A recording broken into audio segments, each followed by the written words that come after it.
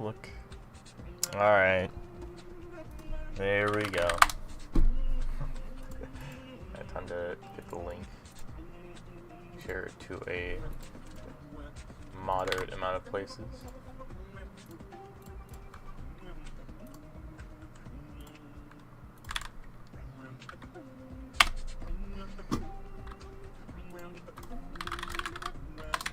Wrong title. Bruh. Why is it giving me the wrong title? Why does it do this? I think it's whenever I copied it using Firefox, it didn't do the wrong title. Alright, 1 second then.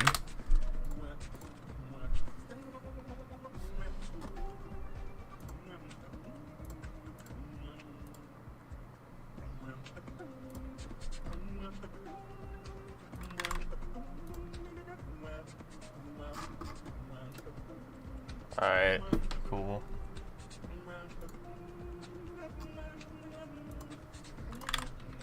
Let's give the right title this time. Wrong title. Man, it's scooping out to the roulette. So true. It's time. Yeah, it really is time. Yeah, I haven't played this level at all. I do have 84 on it, but that was like way before I played Kenos. And I got 84, and then I gave up because this level sucked, I think. I remember it sucking quite a lot. Or I was just like bored with it, I don't know. So I guess I'll just play like a practice run of it. I don't know. I've been trying to avoid like all, like just like everything related to this level. Alright, here we go. So what kind of doo-doo, yeah. Okay, well that gap's still basically the same. Wait, no, it's different. That's so lame. Oh, my muscle memory doesn't work there.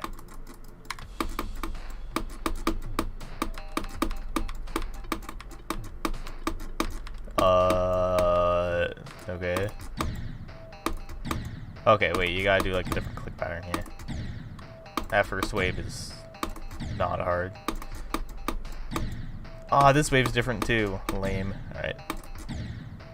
Or is it? I'm not actually sure. I'm pretty sure it is. Yeah, it's this wave's different too. So I got the first wave down at least.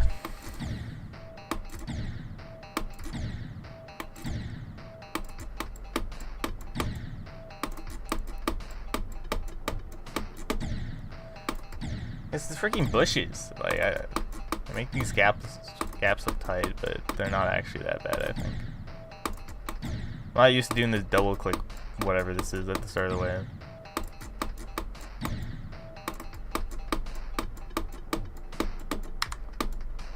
Oh, what the heck? What is this transition?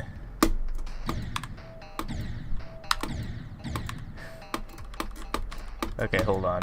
Is there like a way you gotta go in there? Because that transition is not working.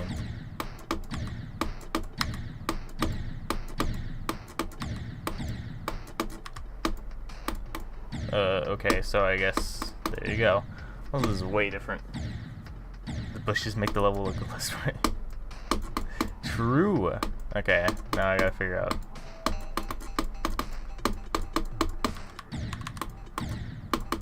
Okay. The spikes in there actually make that UFO decently hard. Alright. Everything past that second wave is basically different from Kenos, but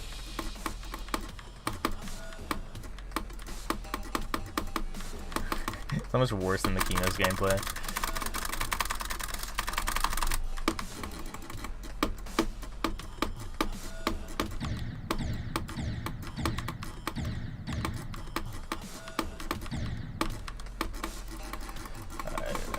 Do a straight fly. Cool. So sad that Kenos got pushed to Legacy yesterday. I know, right? Bruh. I only get list points for 2 seconds before it gets taken away from me.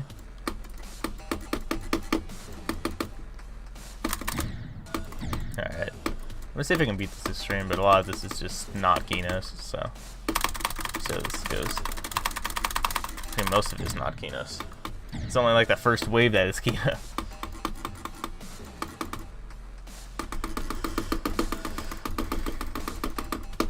Okay, I guess that clicking strategy works. I don't really know what clicking strategy is best, but I'll do that one.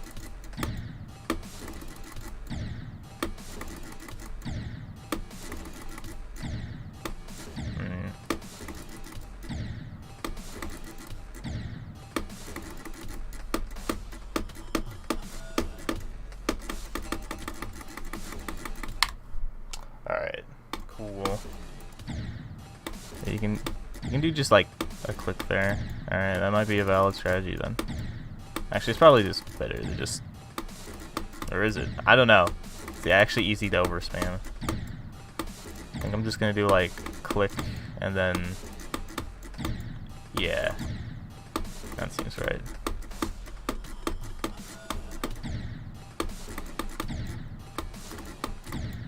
This wave like feels familiar, but it's not. I can't really, because this isn't in kenos. It kind of feels like the second wave, that wave. Like, it just feels like another version of the second wave. Like, I don't know. It feels really familiar.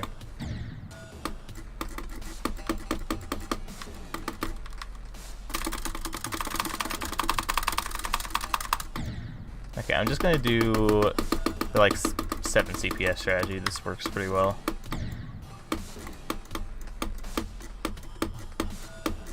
You know, that just feels like another version of the second wave. Like, I don't know. Like, it feels very similar.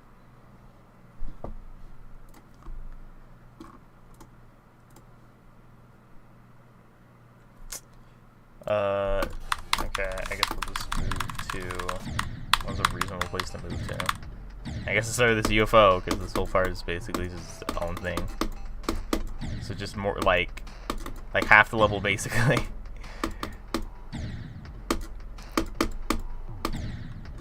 So you gotta like sort of like delay these clicks here. Alright. God. The kenos rendition of this part is so much better than whatever the hell this is.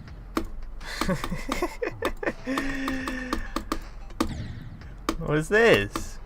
Like, I'll throw miscellaneous, like, somewhat transparent spikes at you. And the setup is really iffy.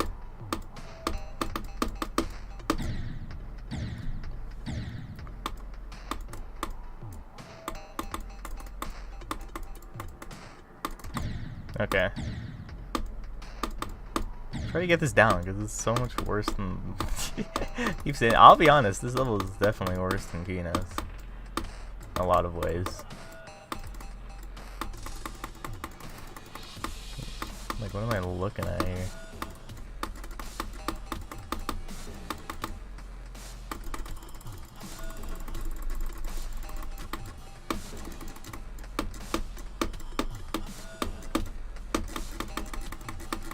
Alright, 39 to 100. Triple is that.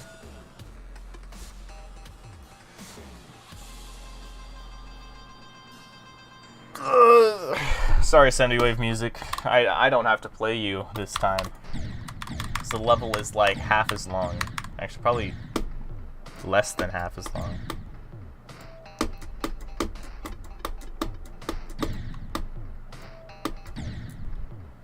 Levels in the air. Wrong. Bushes. So true. Alright, this second wave is... this second wave and the transition to the UFO seem to be like the things I want to worry about the most here.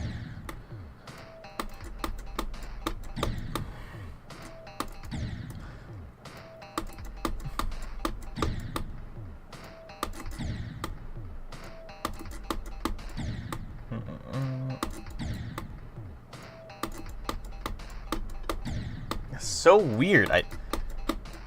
My brain, I can feel like that I need to like sort of like rewrite like the vague, because you never really truly learn the second wave, I feel like, but like I learned it somewhat, so now I'm like trying to like rewrite that, like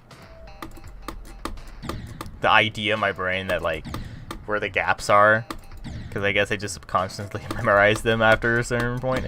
Gosh, it's so weird going down and my brain is just like, there should be a gap there, and I'm like, why do you think that?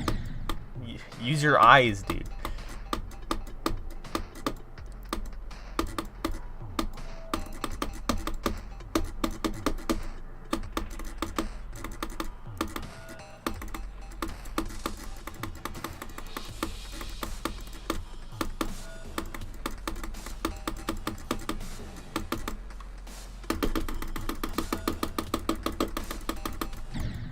Oof. So uncanny, I know.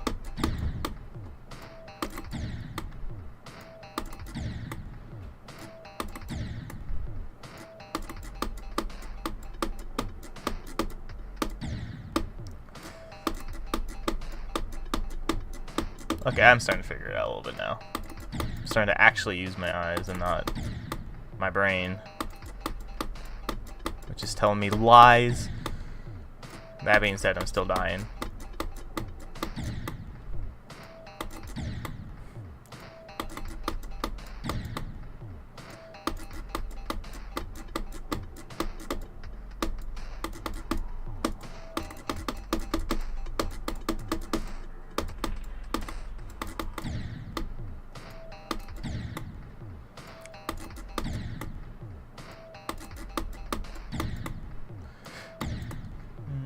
Bum, bum, bum, bum.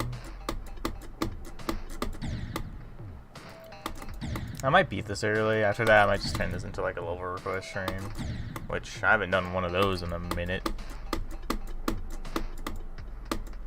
I feel like it'd be kind of funny. So, in before like 10 minutes after I start the level request portion, it's just like some random kid joins. I must send him a porn level. I must send him porn levels because it's so funny to watch the YouTuber potentially get banned because they were foolish. It's awesome. I love when people do that.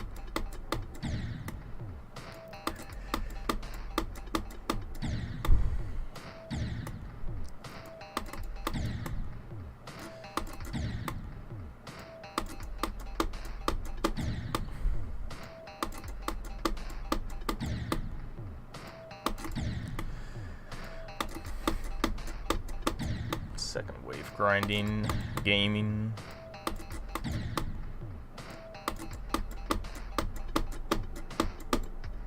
There we go.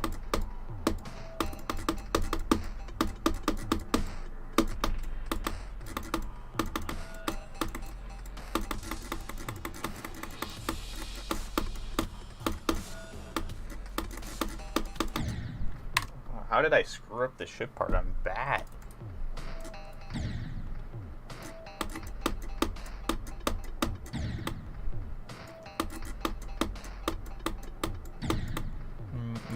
Bum, bum, bum.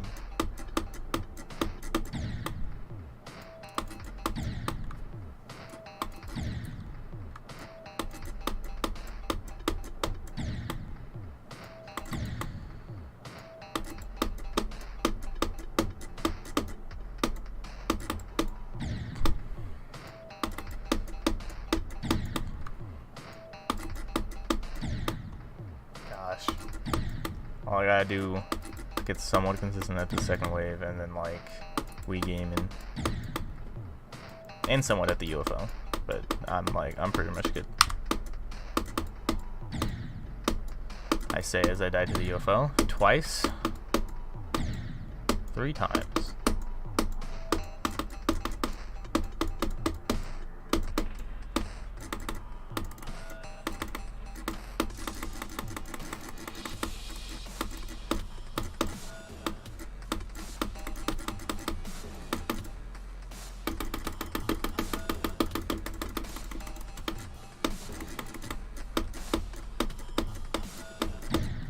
Oof. Alright. Also, I was about to get another 39 to 100 run. The last wave is actually kind of hurt.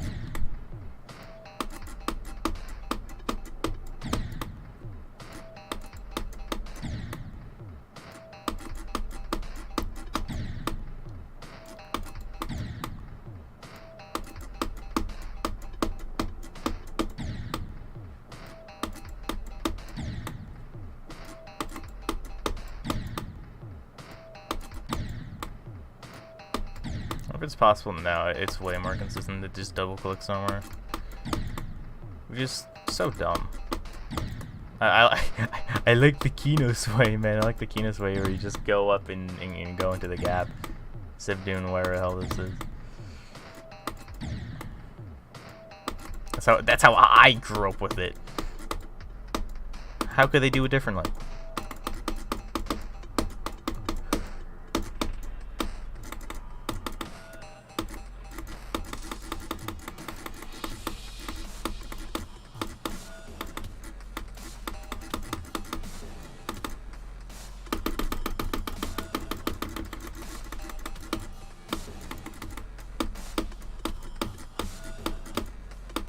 Dude, I was like going like straight inside those bushes that run. I was like basically in them, man. The heck? Alright. I mean, I guess we'll consider that a big dubskis and yeah, nice run. I know, dude. Truly. Now let's see what we got for this first wave here.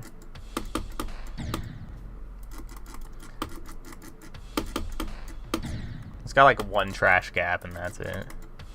And it's that thing between like the block and the thing. Like the actual block. That block, that gap does not look fun, but everything else is very manageable.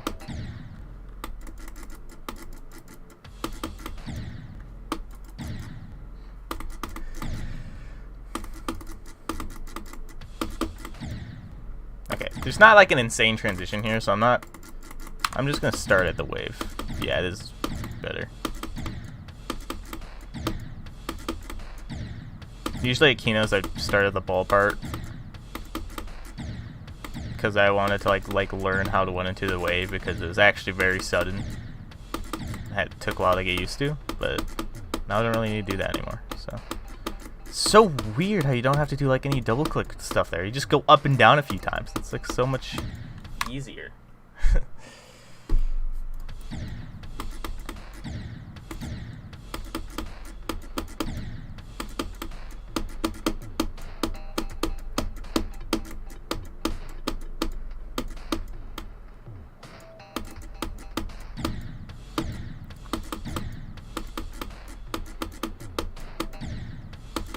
You basically just have to pass like the first half of this first wave and then like you basically have completed the rest of it.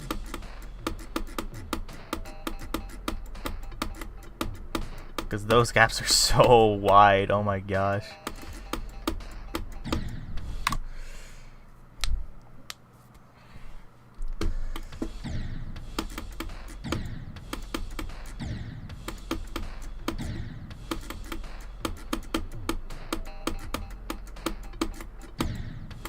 Except for that one bush. They got some bushes.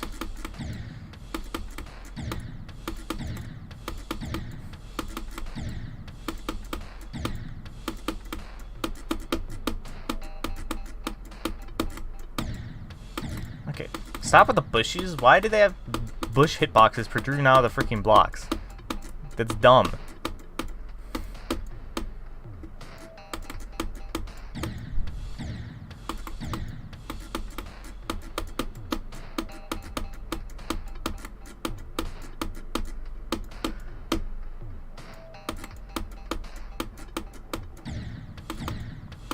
Okay.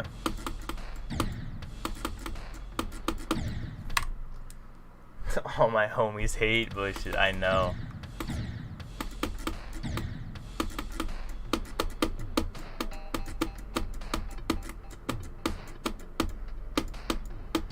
You also don't have to...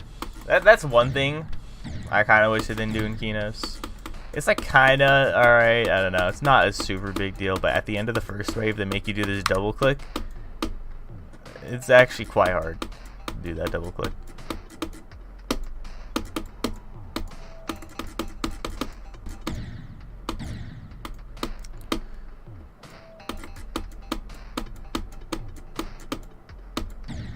Okay, I'm just gonna practice this second wave a little bit more. I don't know if I need to practice the first wave that much.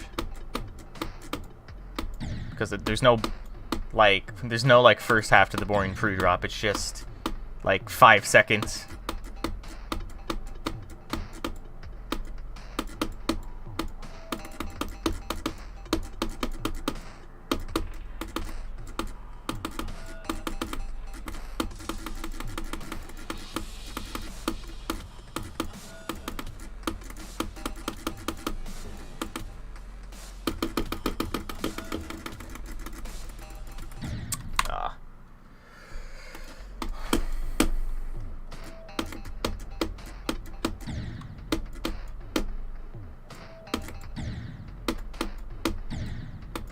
It feels wrong. Like, sort of like, I guess, like rewriting the muscle memory of the second wave. It's like, no, but I spent so long on that. You can't just do it with something. But I beat it. It's over. Like, it doesn't matter. Not like it could be rewriting much anyway. But it's like, no, you can't do that. You spent so long on that. Nah, I gotta beat sakupen now.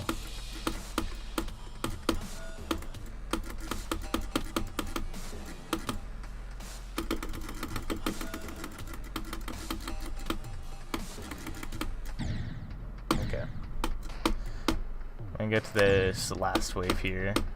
We'd like this last spam part and then do some practice. Because that second wave is not really much of a problem now.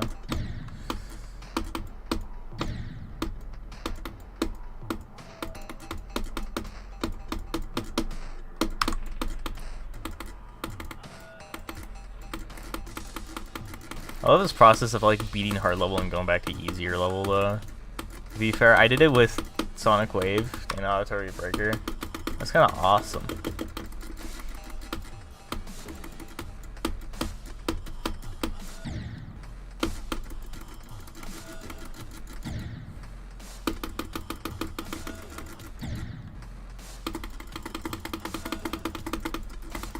Butterfly clicking a valid strategy? I mean, kinda.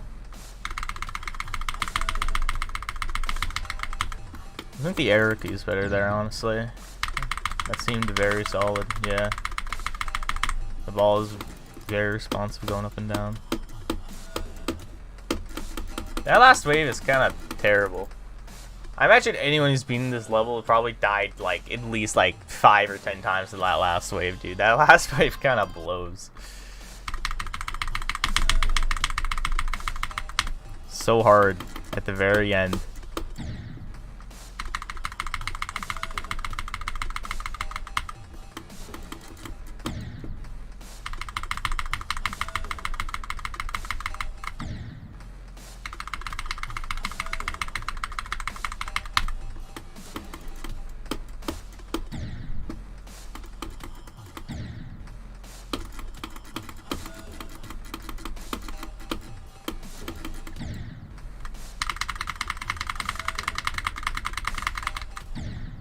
This is such a weird part. I've never seen any part like this. It's like you have to click right when you land, but you also need to be spamming.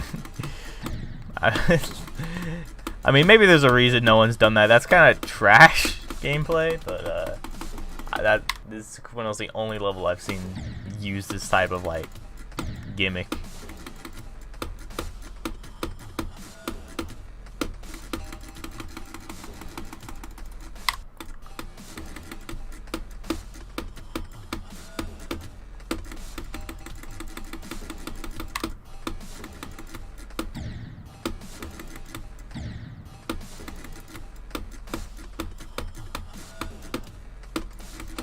Okay. I'm gonna just try from 0 and I'm gonna go back and practice if I need to like work on anything. Oh, what the? That's so weird. That's so weird. It's so fast. That's so fast. I like clicked the practice button. I was not expecting like how quick you get to this first wave. Holy crap. That is not long at all. You don't need to get like consistent at like that transition or anything. Like there's no incentive. Like you can just play from 0 and you can just get another attempt in like 2 seconds, so who cares?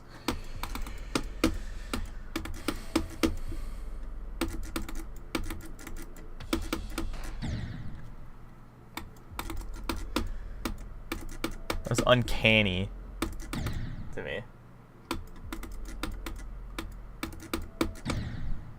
Like you literally just have to play the level for 2 seconds and you're already going into the gameplay.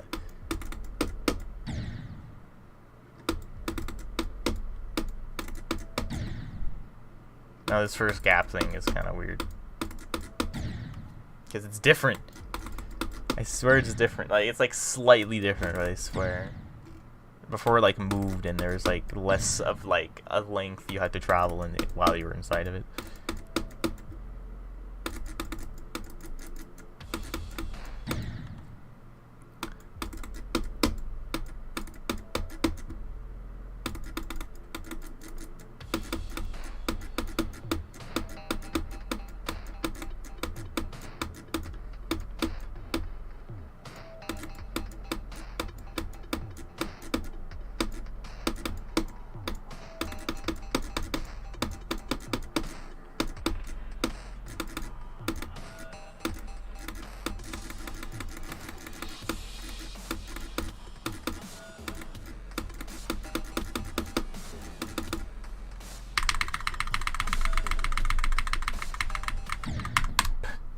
course.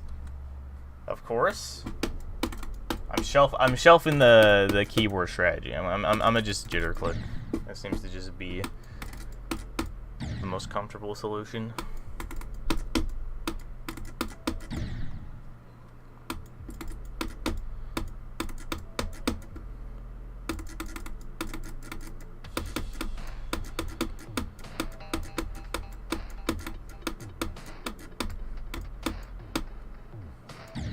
What the heck? Didn't jump there.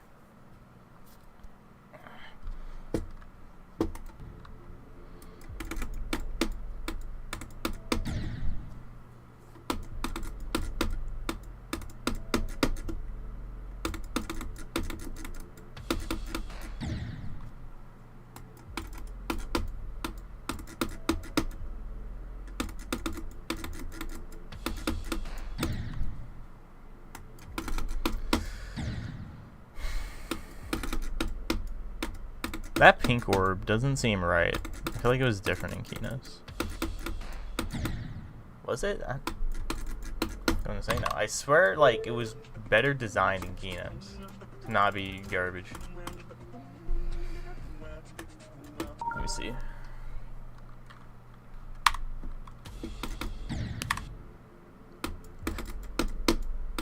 Yeah, no, that platform is like way closer. Like, you're not missing that platform. Or I don't know what's going on there, but that was much better.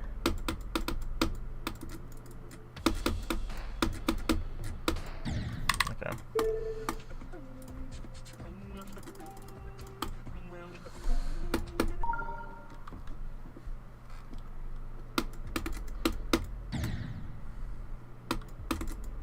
I don't know whatever the heck that platform is. It needs to be like lowered by a block or something. I don't know.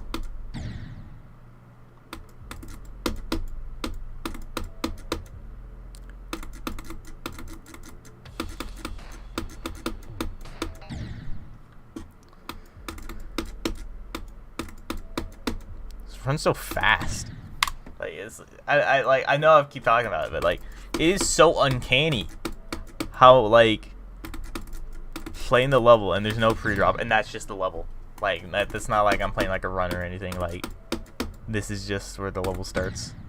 Like, that is so uncanny.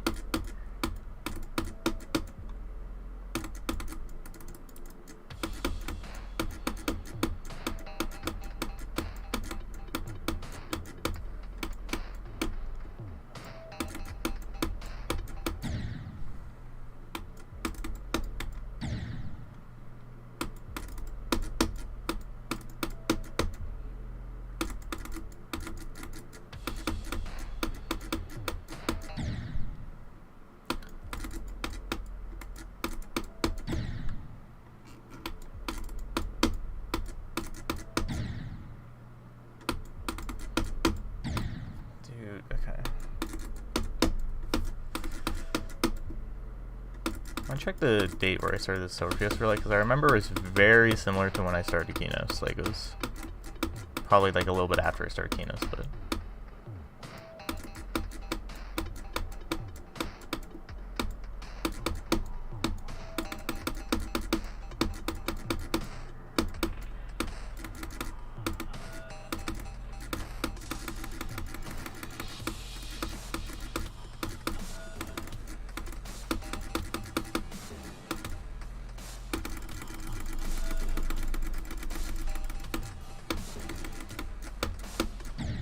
Oof.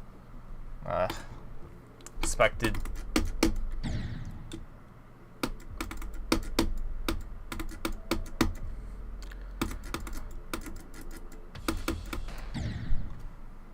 I just joined Hello Moss. I ain't playing Sakupen Hell. And you instantly got to the last one. Yeah. It's a little bit easier than Kenos. A little bit easier.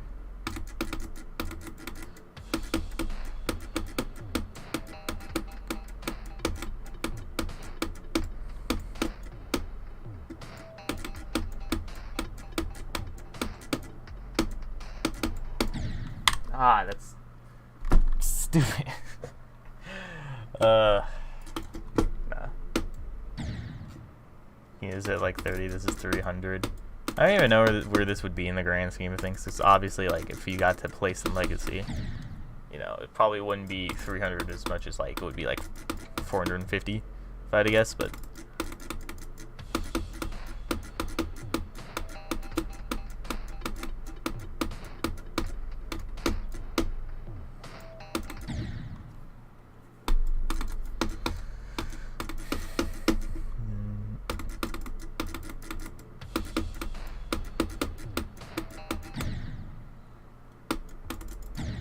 just a single digit of difference, yeah.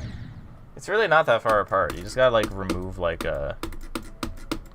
one of the places, and then like we're good. It's so much like Kenos. I'm trying to realize now that Kenos basically changed like everything about this level except for like a few things.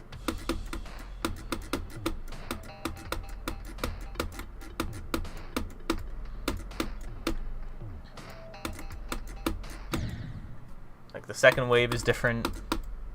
There's no last wave. Like sakupen, no, that was Pentaginos. The UFO is different. The whole ship thing's different. Like everything's different except for like this pre-drop, some parts of the first wave, and yeah, that's basically it. I mean, it's similar enough to like, you know, the transfer over decently well, but.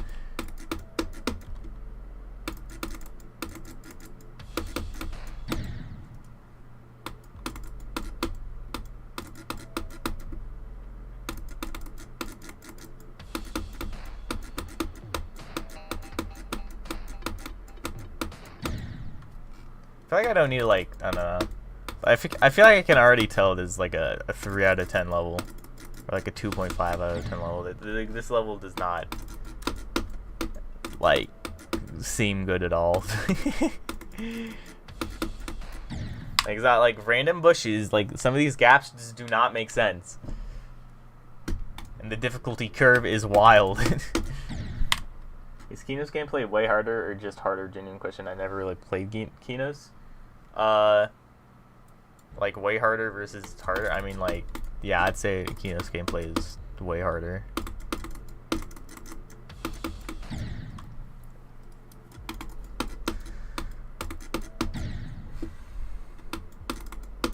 It's very easy to see in retrospect how like all the stuff that like extended Kenos basically like it made so much of the difference between this and Kenos, but also it's just harder.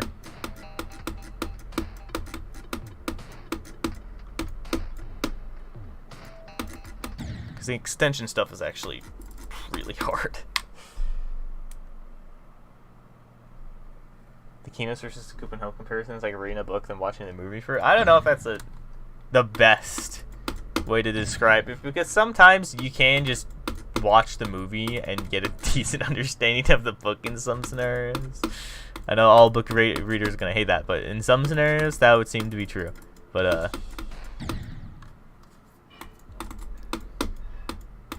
I don't know. It's hard to say.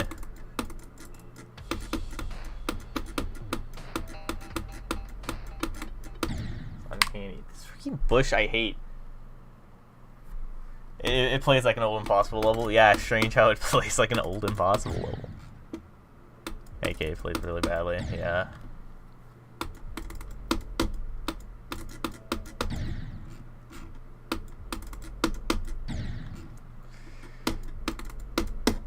There's just small changes like this pink orb that I never even like mentally recognized Kenos changed until now, and I'm like, oh, thank you Kenos for changing that. That was dumb.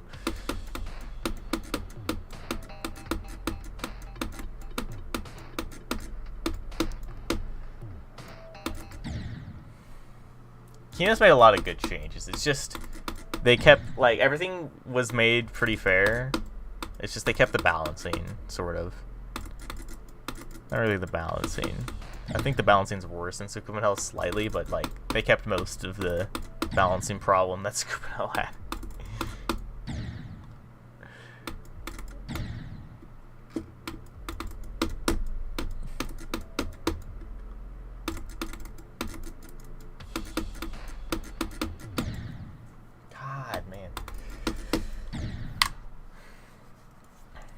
to like how this level plays. Because I remember, like, this is not just like me sucking. Like, I remember when I first played Kenos, it felt like I'm like, oh yeah, I'll just get to the ending a billion times because I'm just that consistent. And then you're not that consistent. You're lying to yourself.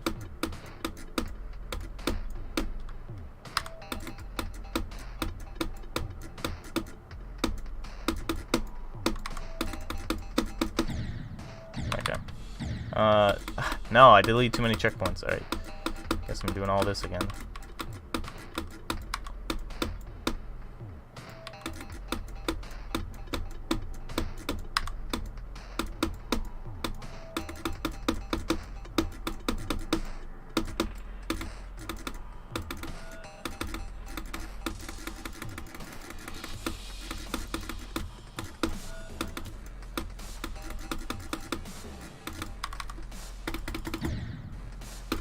I don't know why I went for the butterfly clicking strategy. That was not working.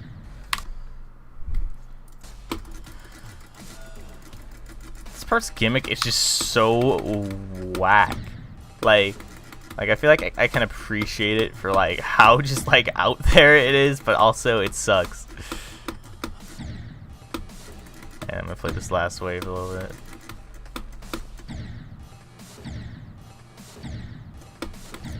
So consistent at the first wave, yeah. It's not too surprising. Because the Kenos first wave is by far the part that translates the best in my opinion. Kenos first wave is very similar. Sakupen hell first wave. The duels are really dumb. I know. It's like, it's dumb, but it's kind of funny dumb. Like, I don't know. Not really funny dumb, but like, it's like, I mean, it's like, well, I guess it's kind of cool, but no.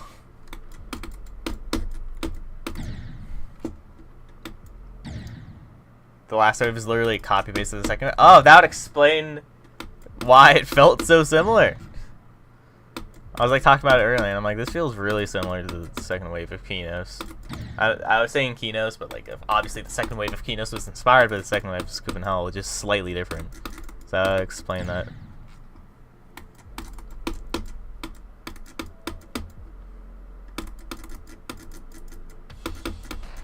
That demon face is so goofy.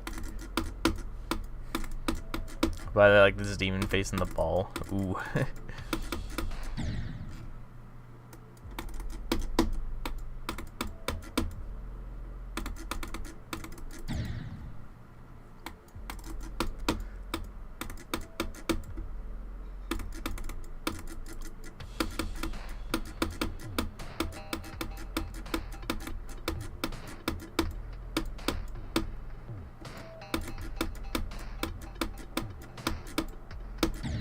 Dude, bruh.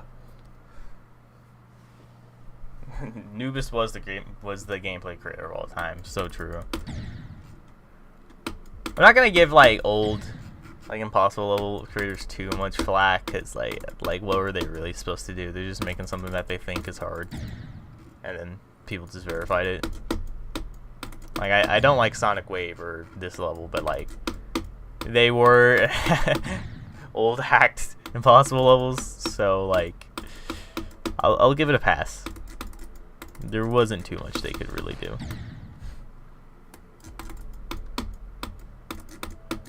Maybe Sonic Wave is less excusable, because Cyclic in theory probably could play Sonic Wave at least a little bit.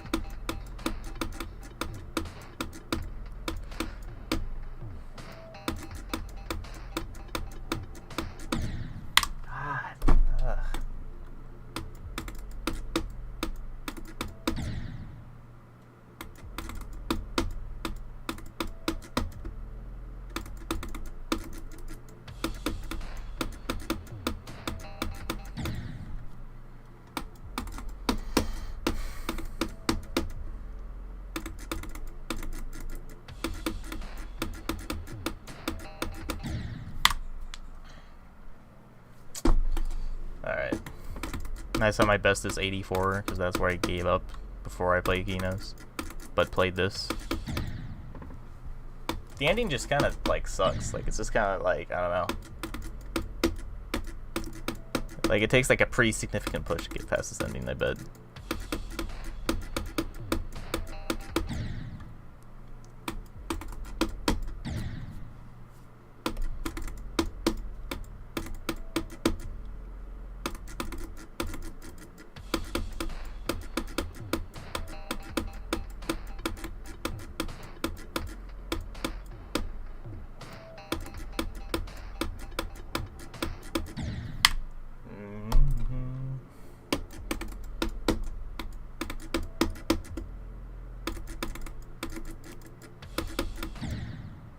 feel like I need to confirm because I feel like I'm like it feels correct.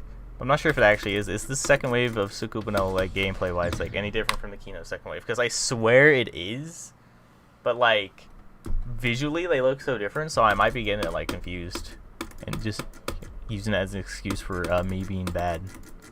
I don't know.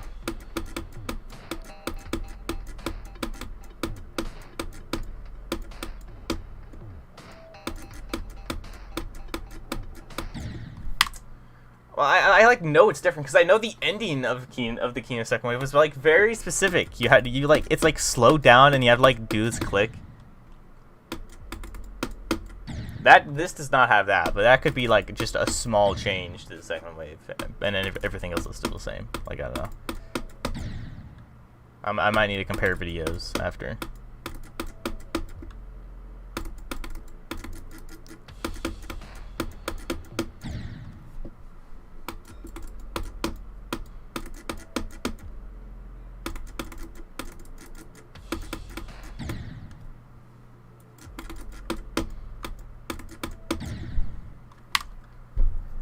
Some of the worst balancing aside on all impossible levels has to be Elite Z V2, a level by the same dude who made the original Elite Z, which you might or might not remember. I like vaguely know of it, but only because Carmel made like Elite Z Rebirth. Like I knew Elite Z existed, but I never really checked it out before.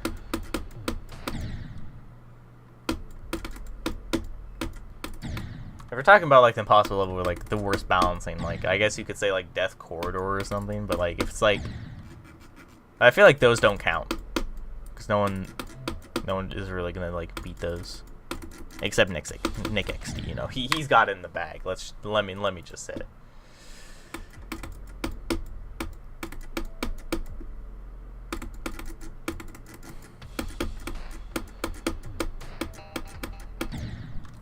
I feel like people like Buff Bat and Nick XD were like kind of interesting because I feel like it's been like such a fat minute since I've seen like the community get like distressed, I guess, by like cheaters. Because up to that point, I feel like it was like mostly just like a pass thing, like oh yeah, cheating scandals aren't really that big of a deal anymore. It's either like you get your record denied from Point Crate or you get it accepted, and that's where the cheating process gets handled. But nah. Nick XD can definitely beat it, yeah. And everyone got like so pent up over this one guy.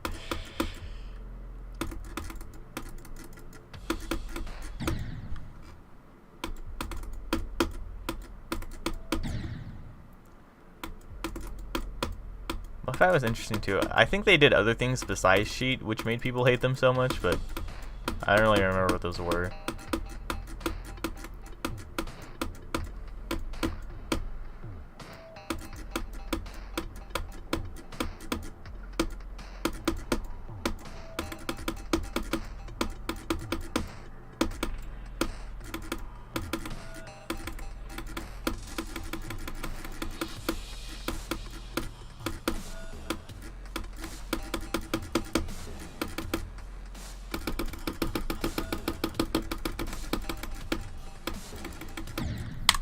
Well, that was dumb.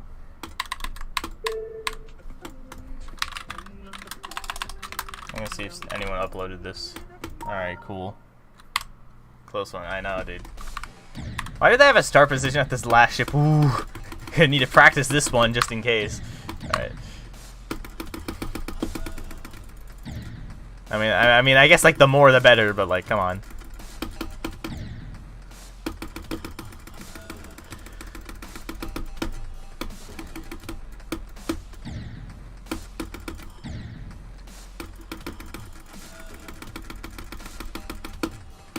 See, I'm gonna say that and then I'm gonna die to the last ship because I like should let go of my mouse or something. I don't know how I died to the last ship. I died to the last ship somehow, and I'm gonna have so much karma for making fun of that start position.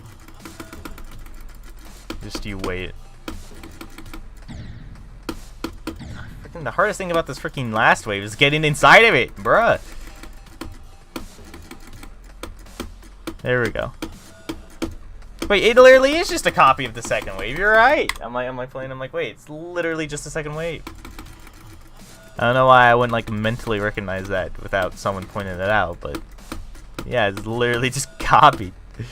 Bruh.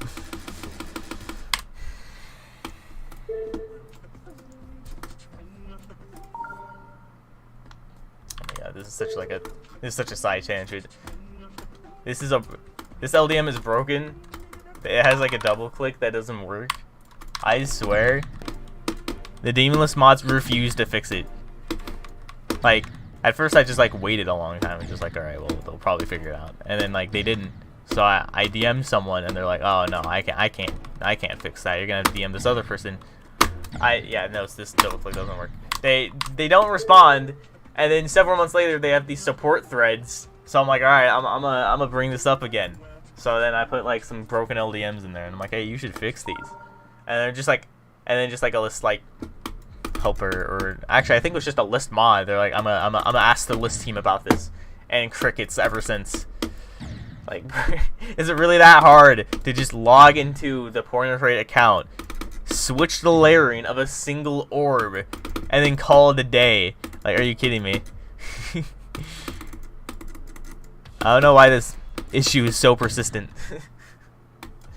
Not to mention the like, shouldn't you like at least be playing your custom LDM in practice mode first to at least like look at it and realize you didn't visually like ruin anything that make the level easier?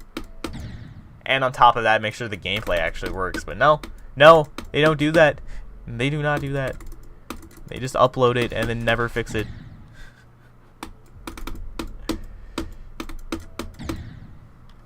Actually, there's a much better example. Like, this one might seem kind of excusable. They have this one.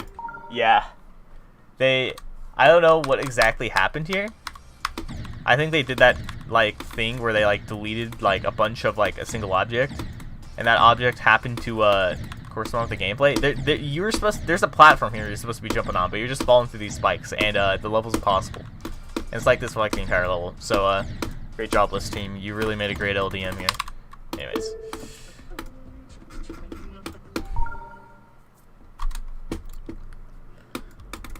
It would have taken like 2 seconds of practice mode to figure out that that was not working.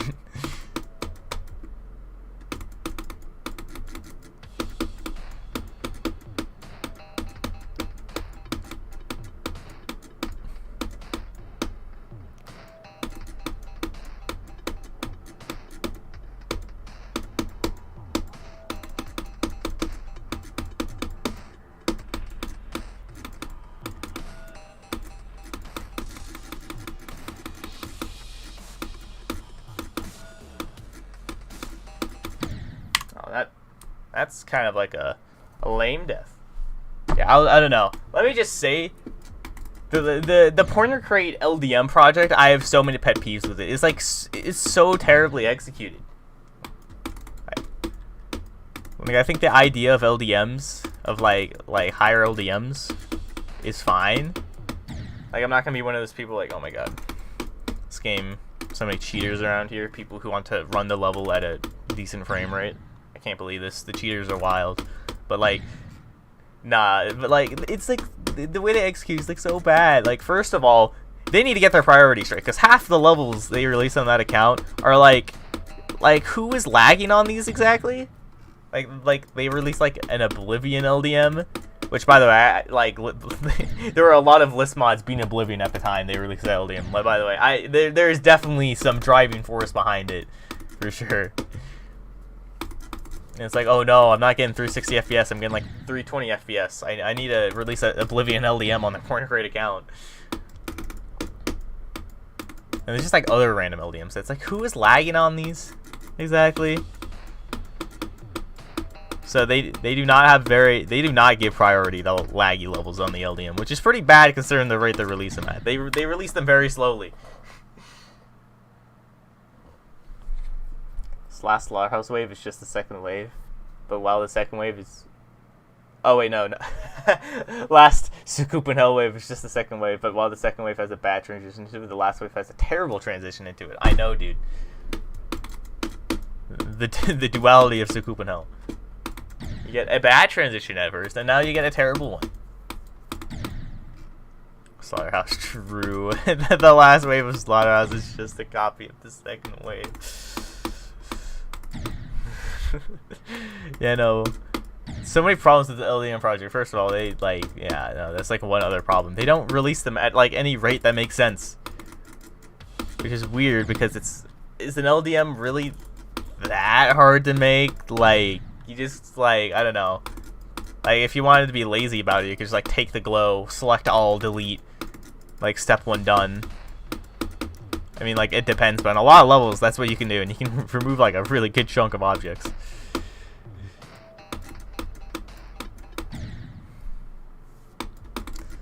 And then just like other things, like I feel like it wouldn't be that hard to make custom LDMs, but nah, they get released so slowly.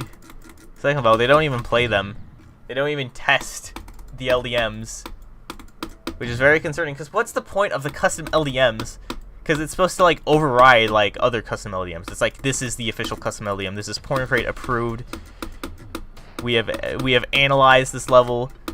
This is the least detailed you can get without losing any detail, like, or without like losing any like visual difficulty. But like, if they're not even practice moding the level before they release it, what's the point? Just take other people's LDMs and then re-upload them. Like, I don't think they'd have that big of a problem with that, because it's not like it's like, oh no, my property, my custom LDM I made is being streamlined. Oh no. Why? Which they accept custom LDMs anyway. They have like a whole spreadsheet where for like a lot of levels they don't have a Pointer Crate LDM, but they put an ID to like a custom LDM someone else made that they're just like fine with. Why don't, if you're fine with it, how about you just take that LDM and just re-upload it to the Pointer Crate account? And also, that spreadsheet is also not very up to date. There are so many LDMs that they allow that they don't put on the spreadsheet. You have to ask a list mod about it. It's like, I swear. Sounds like a really dumb tangent, but it infuriates me so much how badly executed this LDM thing is. Because it doesn't seem that complex to me. Prioritize the laggy levels. Look at some LDMs. If people have problems, you can just release more. And also, actually play them first. Thank you.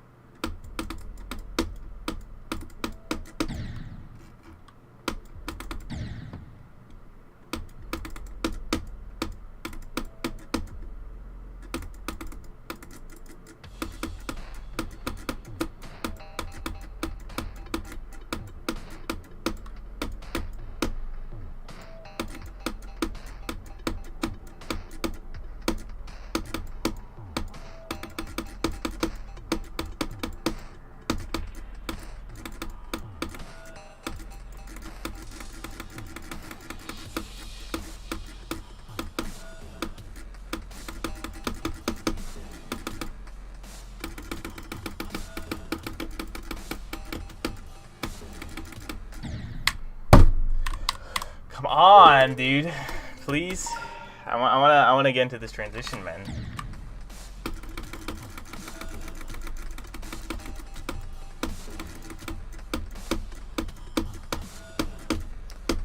There we go.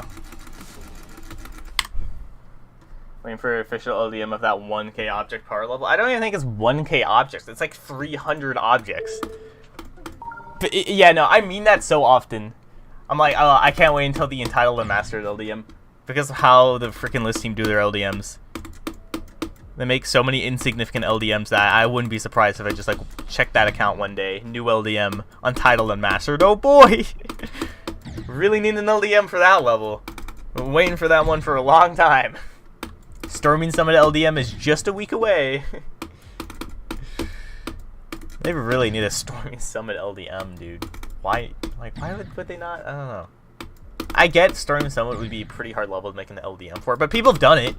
You can just ask them, like, hey, can I just yoink your LDM and re-upload it to Porn Crate so people can find it easier?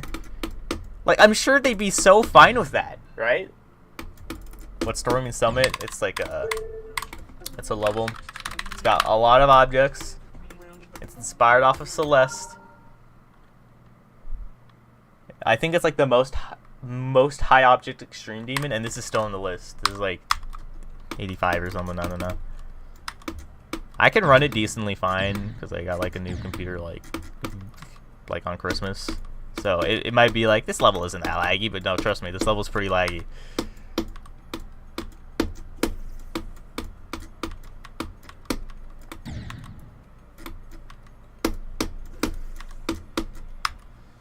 I'm just gonna do like a full practice run here because I actually like this level quite a lot.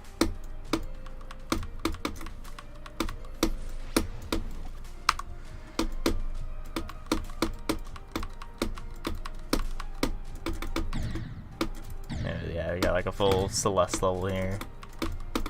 Very object heavy, even on the LDM provided by the level. Because it's kind of hard to like remove objects without making it look like just broken. Because everything here is like a custom art thing.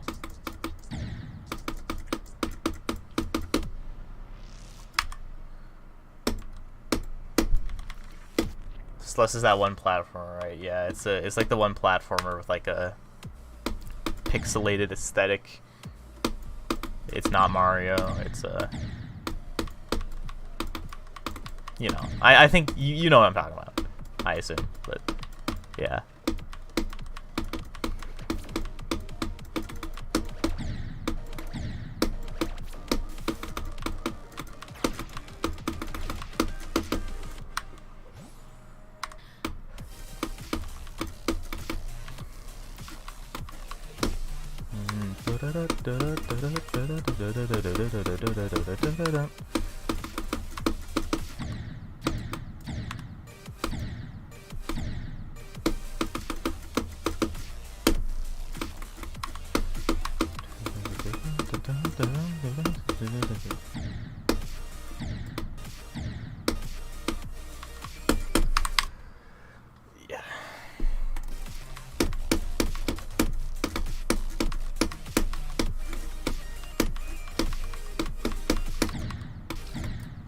This level looks really fun, but I don't know.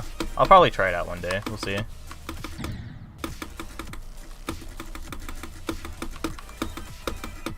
One other thing is the LDM, like this is like the built-in level LDM. This like thing, this does not actually align with like your wave hitbox that well. Like here's like the wave hitbox, and here's like the freaking thingy. And you might be thinking, oh, like, oh, stupid level. But if you go in the full detail mode, this thing aligns better. So, like, why? That like the hitbox actually is aligned on the full detail. So, like, there's like a internal debate to be had. Like, should I play on full detail so the hitbox makes sense in this part? I don't know how they screwed that up, but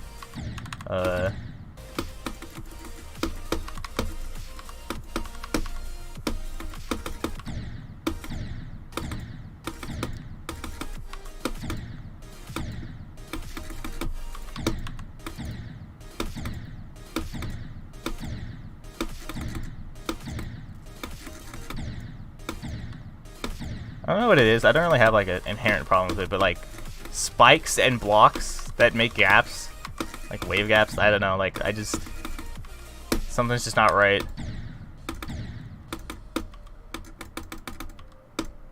Yeah. I have to say, I really like the coins in this level. They're not really coins, they're strawberries in this case, but I think they're really good. I think it's like the perfect way to do coins in the Extreme Demon. Like, it's not much harder than the actual route, which is important when it comes to Extreme Demons, because no one really cares about coins when it comes to Extreme Demons. Just provide an alternative route that feels kind of cool to pull off. Like I feel like that's how coins in Extreme Demons should work, but like no one does it except for like this level. The end screen's removed here, which I'm kind of sad about because the end screen's really cool. Anyways. I have seen some of how it looks like, but I don't think I ever saw actual gameplay of Celeste. I don't know if I'm missing out or not. Celeste is, in my opinion, a pretty great game. You should at the very least try it out, if you can.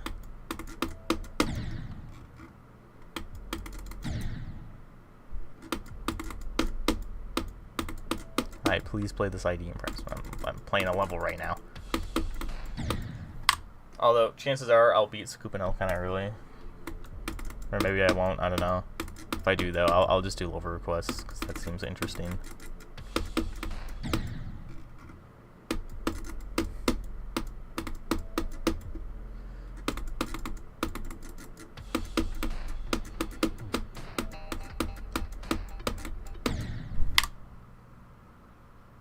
All 4 of these. Yeah, no, I gotta play all 4 of those levels. Let's play ID 89. Oh, what? The ID doesn't work, dude. That ID doesn't work either. What? Oh, maybe the last one will work. Ah, unfortunate. Alright.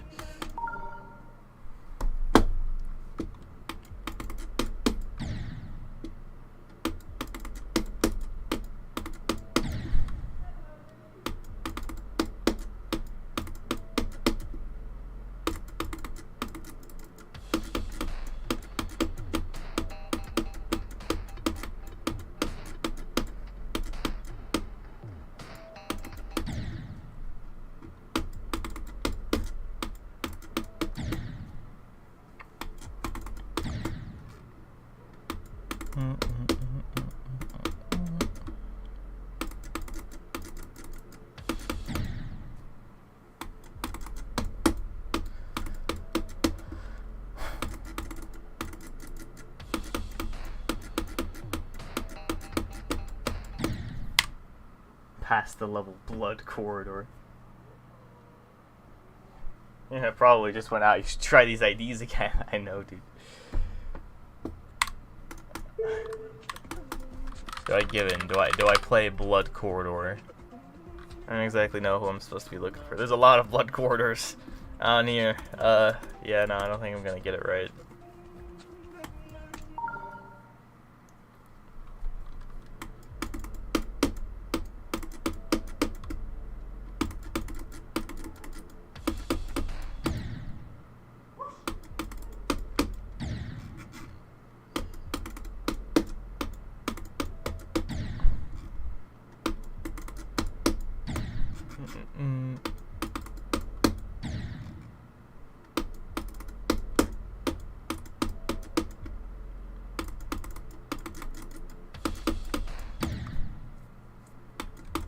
Blood corridor by user Amogus. I'll wait for now.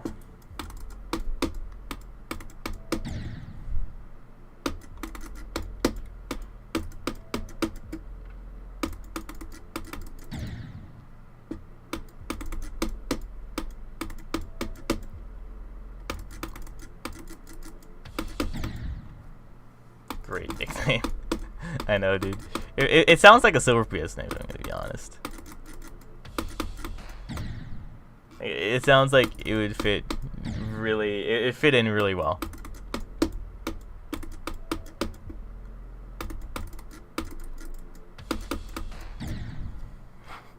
True.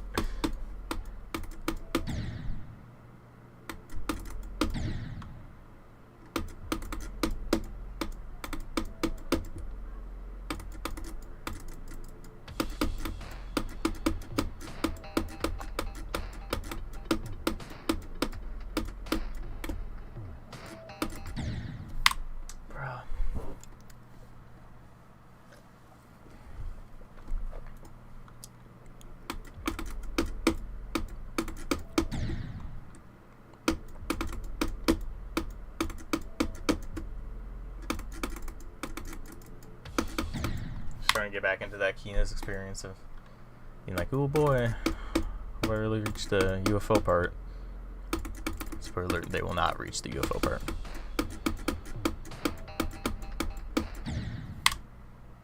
Maybe like practice run.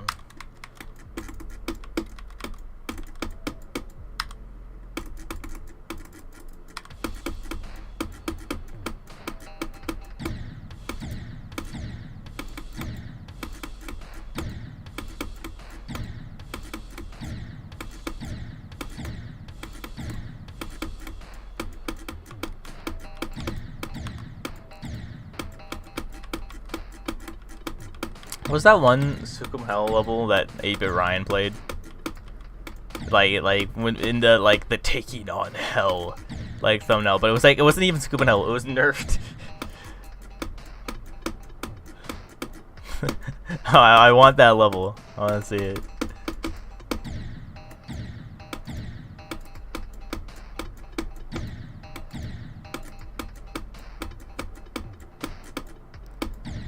But I'm so sick of this song. I will be very pleased to. I really have to listen to it again after I'm done with this.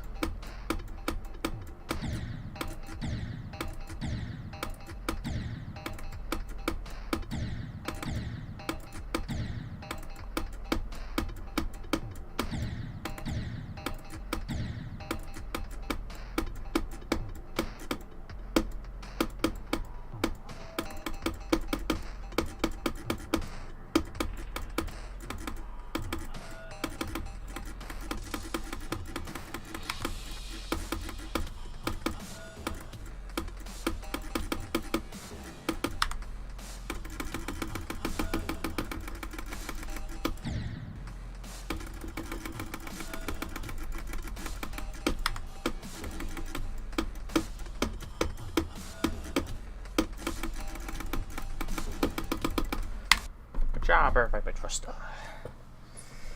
I forgot Trust's reaction to it. I know it was like decent, but it wasn't like extreme. I'm like trying to remember how Trusta, because I have not seen the sakupen hell verification in a fat minute. Let me just say.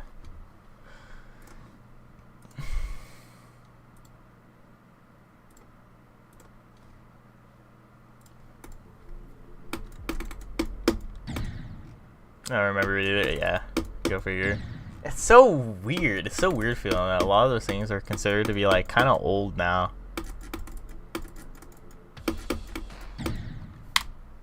Like there are like lots of new players who don't really like get it at all. Of like that time period where like the hardest levels were like sakupen hell, bloodbath, cataclysm, are all hell levels. Or like 1.9. Yeah, like stuff like that time period of levels. Like I feel like when you explain it to them, it's like a history lesson. Like I don't know. Like I guess that makes sense. I guess that's how it works. If they weren't there, they don't really get like the significance of those levels at all. But like, damn.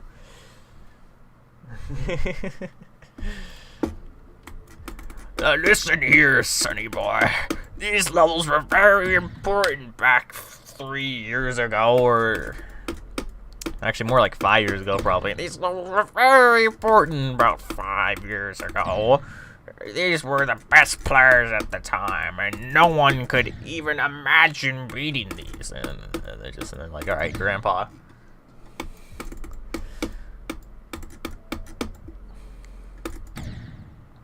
More like 8 years ago. Dang, even longer.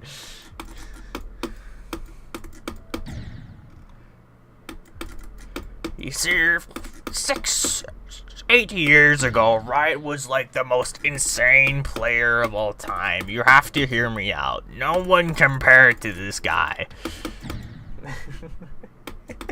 It was actually 8 years ago. This is so sad.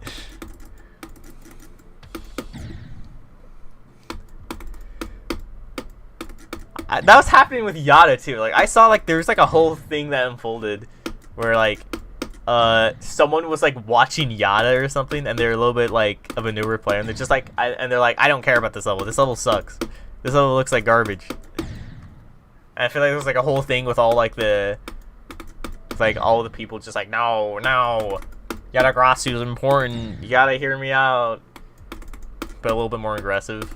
Like I'm not gonna like aggressive like I think that's terrible for a community if like the older players are like talking down to the newer players. Like I hate that. I hate that crap. Don't do that. But it was kind of funny seeing that guy just like, this level sucks. Why does anyone care about this level? This Yatagarasu level.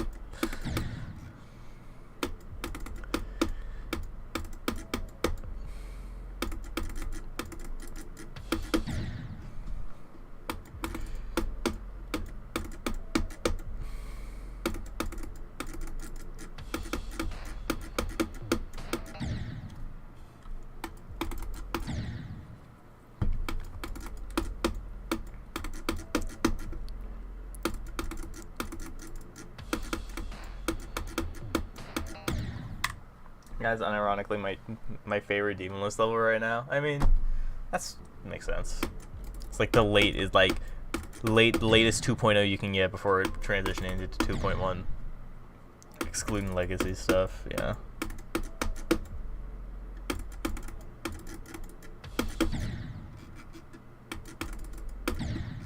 I remember looking at I'm just like, whenever this falls off, people will be so sad. But honestly, like, will they? Like, they'll be decently sad. But I feel like a lot of the people that could be sad just are not playing the game anymore. Legendary, hello, Matsuo.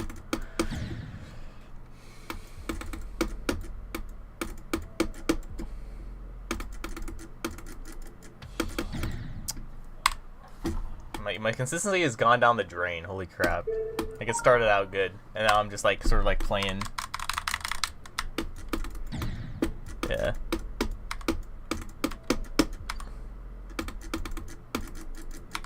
Let's start here.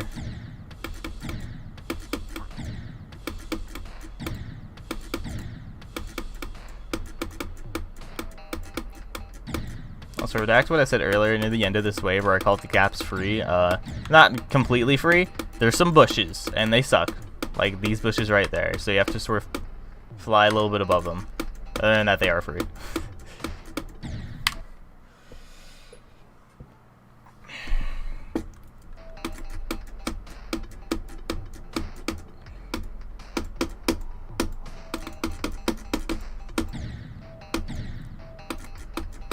So I feel like this UFO transition has worked like every time now, which was one of my biggest concerns, but it just kind of disappeared. It's not like I got it good or anything, it just like the UFO transition just works now. So I don't know what happened. I remember I was starting to practice, like the UFO transition was not working good, and I'm like, yeah, no, this might be a problem.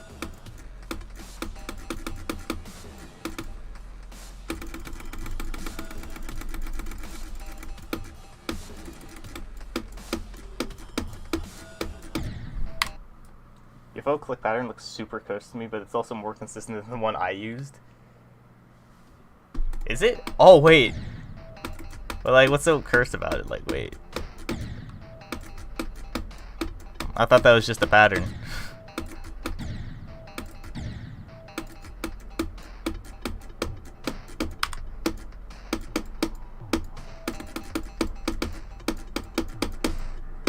Yeah, no, I don't know. I don't know. That feels normal to me. Do twice as many clicks, like as I remember. Oh my, wait. Kenos is affecting me in weird ways. Yeah, you don't really need to do 2 clicks there, huh? I swear. I feel like that came naturally, because, like, let me check Kenos. Like, let me check that freaking UFO part. Because that UFO part, like, I think you did 2 clicks, right?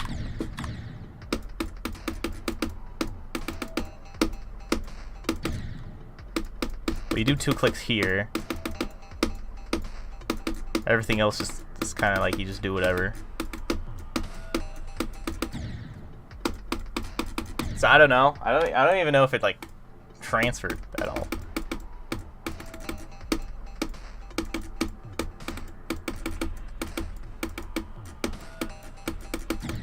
Okay.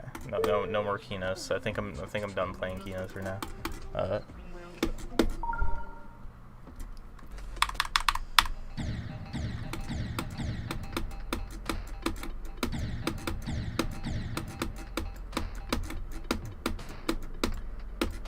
Interesting how much different that freaking like mini waves part was in the first wave.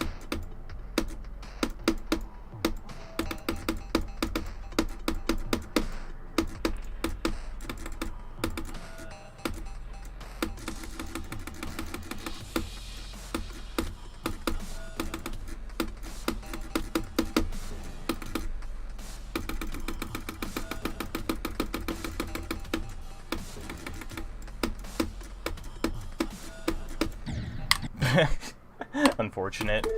Rip the run. Alright. I feel like, speaking of Yatagracia, yeah, because like the conversation was completely over like 5 minutes ago. Yatagracia, I feel like, I don't know. I feel like I have this problem with levels now where I always have to like practice more in like runs than like a regular person would ever have to. I feel like it started since Yada, because I remember in Yada, I got like a 13 to 100 run or something, or like a 17 to 100 run. And I feel like ever since that point, like I'm having that same problem with like so many levels, where I gotta practice like I have like this like really early run, but it's like it's just normal, like that's just how you do it. Like, I'll take it, like I guess.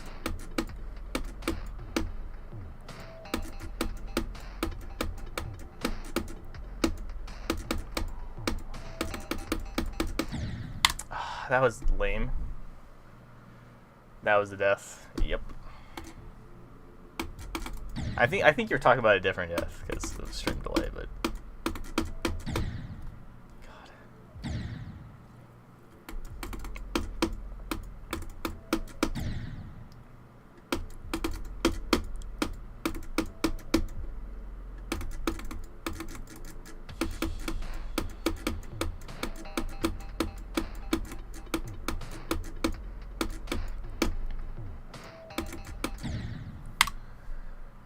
That was also a death, though. Alright, yeah.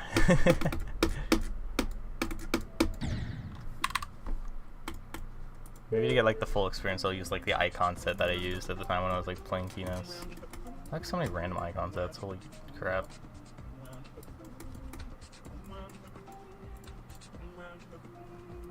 I have like a habit of just going to random people's like profiles, and like if I like their icons, I just save it, and then like whenever I like want to change icons, I just go through this list. Yeah, I think these were the icons I used. Wait, no, I didn't use this ball. I used this. I think I used that. House sakupen circles. It's going. Yeah, I think this was the icon set I used. Wait, no, I didn't use this. I didn't use that. I used the that. Right? Let me just make sure it didn't change any of these. All right. Do I see Cheapy profile? Yeah. Me and Cheapy kind of have the same texture pack. Well, not exactly the same texture pack. His is like slightly different. Mine has like more icons because I add them in later, and it's not like I update his texture pack. His texture pack is like some of the like the limbs have his icon on him, and obviously mine doesn't have that because I want my limbs to be not cheapy. But yeah, we use like the same texture pack basically because I think I made it for him, but then I just wanted icons to use on my own. So I just added icons to it.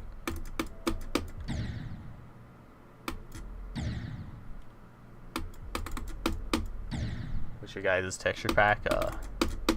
See, it's this texture pack, man.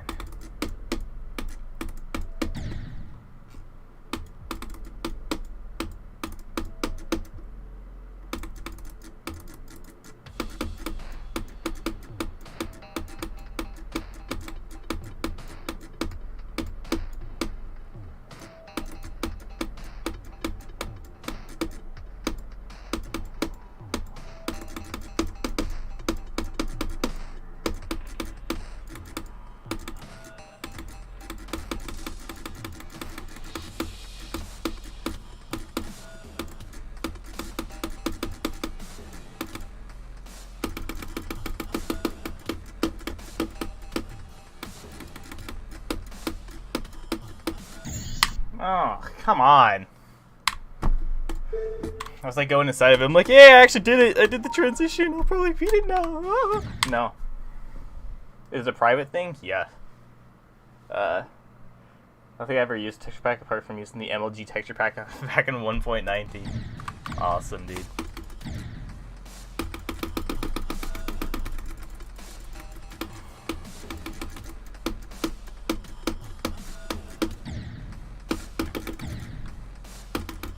I feel like I'm gonna die to the last click. I've lost like quite a few runs to the last click now, or like not really the last click, but the last like release. I don't know. I miss the MLG memes. They'll make a comeback one day, probably.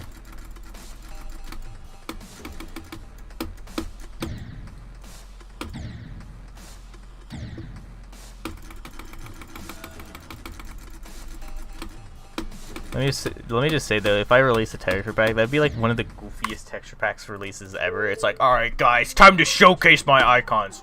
Here you have the questionable default icon. Here we have the teeth. The teeth. I don't have a name for this icon. Here we have the icons, which I broke the colors on. Here we have the Obama grilled cheese sandwich icon. Here we have the cheapy icon. Here we have the wolf's icon. Here we have this one cool icon I found in a random texture pack. Here we have some ships and stuff. It would be like the weirdest texture pack release ever. Here we have my face. Here we have some various waves that I like using. Except for this one. I don't know why I added this one. It's just a circle. And I don't think I've ever used that wave ever. Yeah, it'd be kind of a boring texture pack release.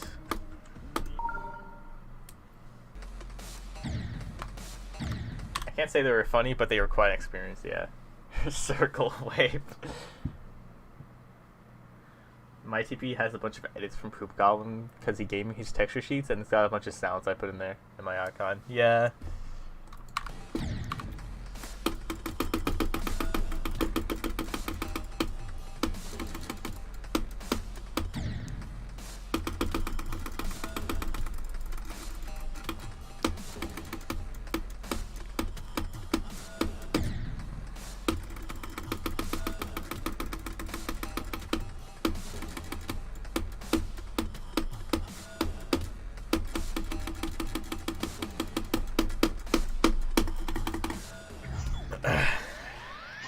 Wait, does the level just cut off when you beat the level? Alright, cool.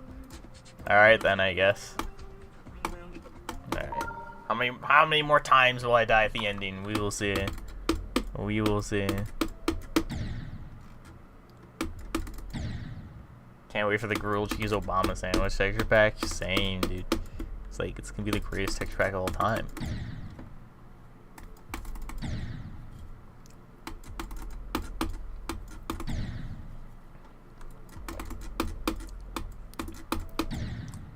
I don't have a problem that much with people making texture packs private. I mean, obviously I'm doing it right now. Like, I'm not releasing this one.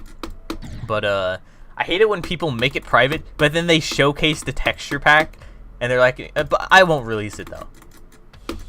Why would you showcase it then if you are not interested in anyone having it? Why would you like show it off and be like, it's mine?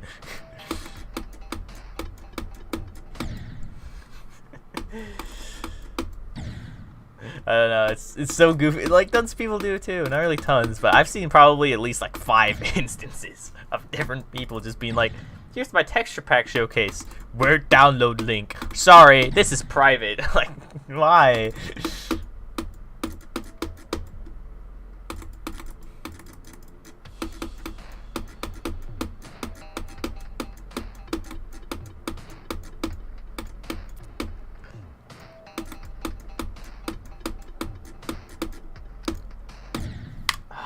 No, that was the death. Sputnik style. Alright, I feel like Sputnik's is quite a bit more justified in privating his stuff. His, like, I forgot what exactly, but I think it was his, like, Shrek video maker. It wasn't specifically for Shrek, but, like, his like, image maker in GD that uses evolution. I feel like he's justified in privating that, because that's just code. People, you know, obviously it's nice when people open source their code or release it, but I mean, like, they don't gotta. It's okay, their showcase confirms their custom icons are not good, and that if there was a download, you should not get it. I don't know. Usually though, it's just like a mixed texture pack where like 99% of the icons suck, but you might find one good one.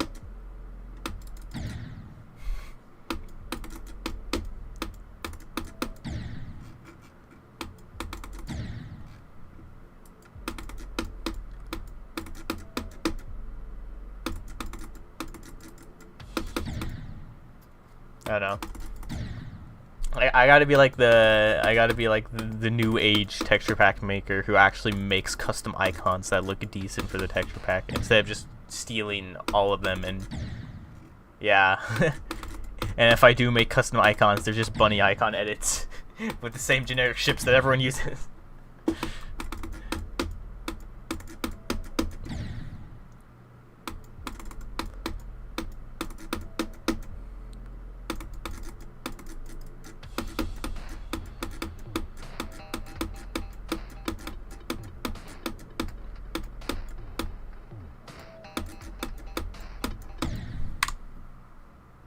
Come on.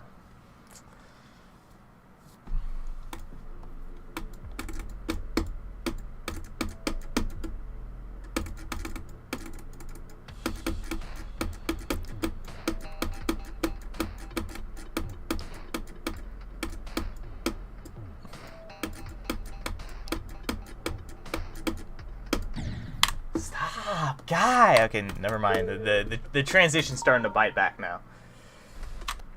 I just find a lot of default icons good enough, so I don't really use any texture packs.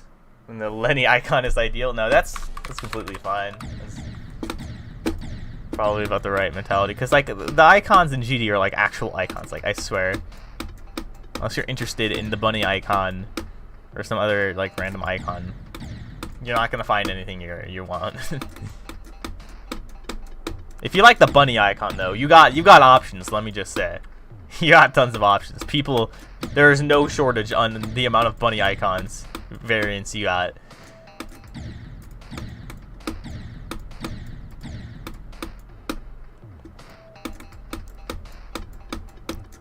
And I don't get it. What is with the bunny icon? Why do people like it so much? Like the default bunny icon, like originally was decent. What's the point of all the edits though?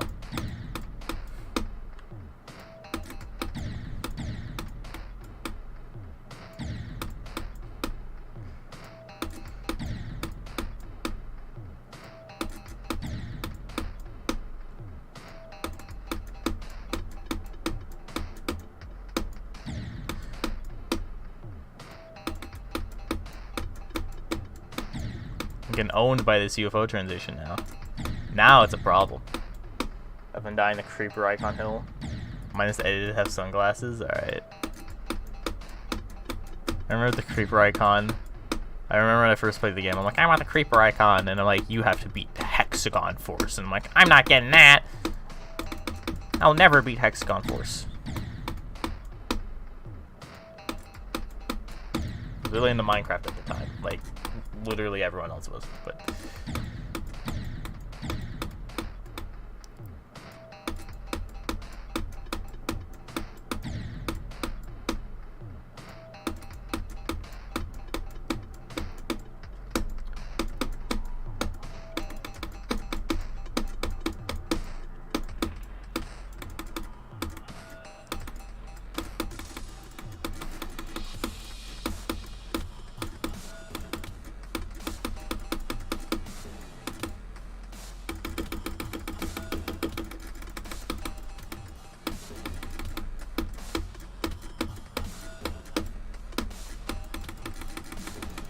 alright, cool. So I just gotta do that, but from 0 should be pretty easy.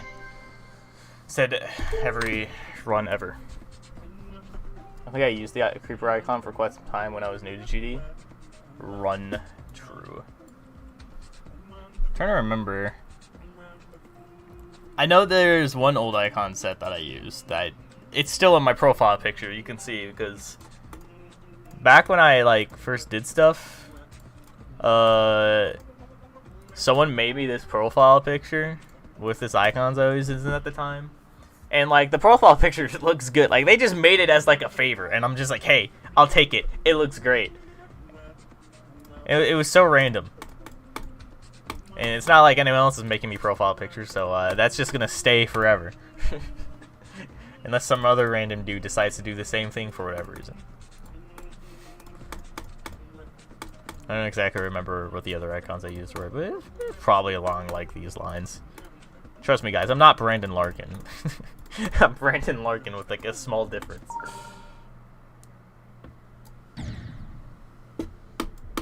has it, you still haven't beaten Hexagon Force. Yeah, man, that one bug, that's not a bug, it is really killing me, and I can't beat it.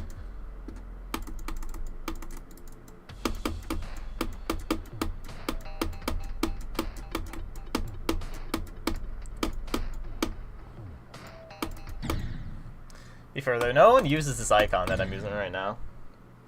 I was quite original back then. This icon isn't even that bad, I feel like. I don't know. It's decent, I think. It's alright. I feel like it's usable, but I don't know. No one uses it, so what are you gonna do?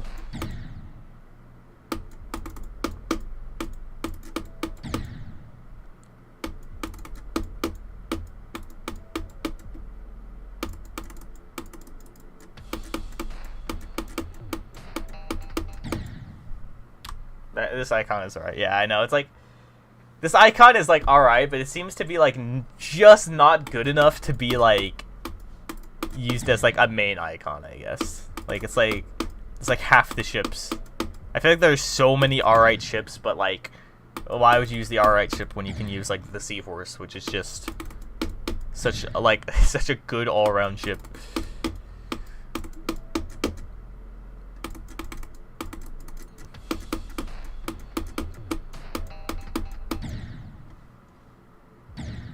One of the better 2.1 icons. I forgot to unlock this. I'm pretty sure you just like subscribe to RobTop's YouTube or something and it give you this icon. I'm not subscribed to RobTop's YouTube, so I don't really know how I got this. I probably just subscribed then unsubscribed, and what's he gonna do? Revoke the icon? No, it's mine forever. God, I keep thinking that, like, if RobTop, I'm just imagining, like, in 2.2 RobTop's like, it's time to monetize, and he starts releasing icons in the item shop, like Fortnite. I'm just thinking of that. I'm like, no, that's so awful. But it's a non-zero chance. It's like, it's awful, but it's possible. I don't think RobTop would do that, but if he sold GD, that definitely would become a possibility. Because I imagine whoever bought GD is like, yes, I can't wait to make an item shop with all these cool icons. It'd be awful.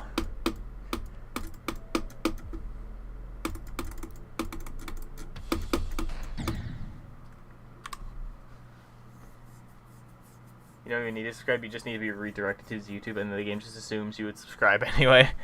Cool. Love that. I'm done with these icons, hold on.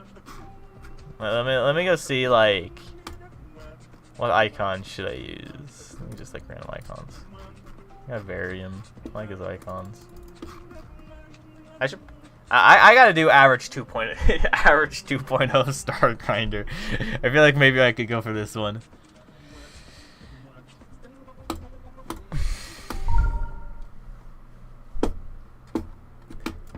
It's a great icon set.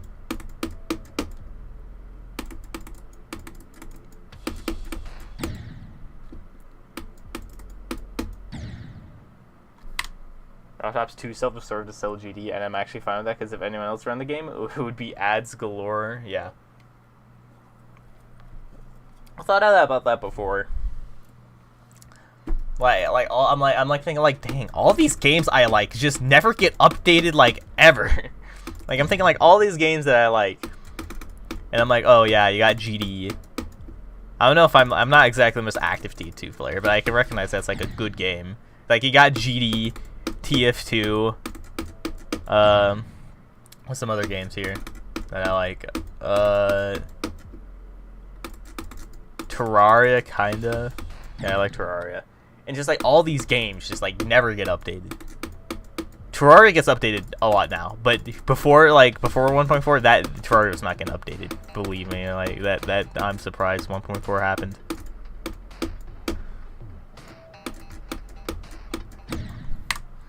I'm starting to realize, I'm thinking, like, that's not really a coincidence anymore. Like, I always thought it was just kind of like this weird coincidence, but, like, the more I think about it, I'm like, is this really even a coincidence? Maybe I just like games that are, like, sort of more static. But that didn't really make sense either, because I do want them to be updated. And then I thought about it. It's like, the games that aren't static usually suck. Because they're usually releasing, like, trash. or just ruining the thing that made the game good. But if they're not updating the game often, if the game is good, it will stay good pretty much forever. I don't know, maybe I'm not a man of change, who knows. Minecraft, because 1.16 was like the last good update. I don't know. Minecraft's like so weird. Like, I feel like the main phases of Minecraft were decided by 1.8 and 1.16. Everything after 1.8, like 1.16, like it's like interesting. I don't like most Minecraft updates since 1.9. I don't know what versions after 12.2 added really. Yeah, I don't know. A lot of Minecraft updates either just like nothing burgers or just kind of don't really make the game better. Their updates are like weird. Like they're trying to like not change things, but they're simultaneously just changing things that like are like pretty important to Minecraft, like the multiplayer stuff. The old title lied. Yeah. I don't know. I still like Minecraft. A lot of people just like, I don't know, don't like Minecraft now. Which is like, yeah.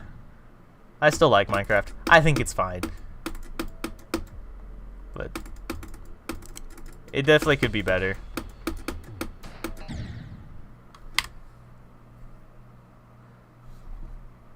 I think I just naturally like games that more if they were basically run like the community, like GDTF2 and Crave Update Minecraft. Yeah, I know. That's what I was thinking. Like, I don't know. Like, am I just like someone who likes having the game run by the community, or am I just someone who like likes the developer not really touching it that much? But like, I'm not like consciously realizing it. Because I'm like having like the same thing. I'm like, I like all these games that just never get freaking touched by the developer. Also, welcome Slopes. Sorry for not saying this earlier. Yeah, I don't know. I feel like there's just so many there's so many different experiences Minecraft has now. Like you have like post 1.16, which has like all the Nether stuff. Like it feels like a mod. Like it feels like a modded version of Minecraft that's decent, but most definitely different from like the old Minecraft. And then you have like 1.12, which is like the modded version, which is sort of like more of the like it's like in between. Like it's sort of like it has like some newer stuff, but it's mostly like what it was before. And you have 1.8, which I feel like was the experience for me. 1.8 was I feel like 1.8 was like the childhood experience I had with Minecraft, and then everything before that was like ancient Minecraft that people played back when it was like getting popular.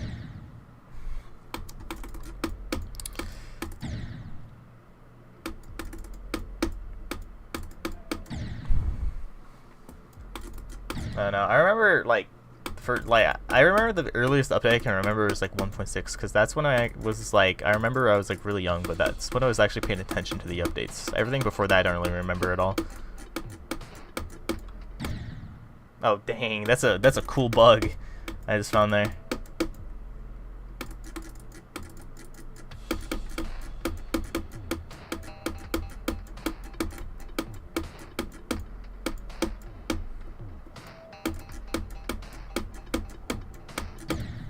Dang it. Does everything feel more human than mindless corporations? I don't know. I feel like, I don't know. Minecraft is still like decently fun to play. Like it doesn't feel like mindless, I guess. But everything around it does. Like all the stuff they do to the launcher. Like all the stuff they do with like the capes and crap.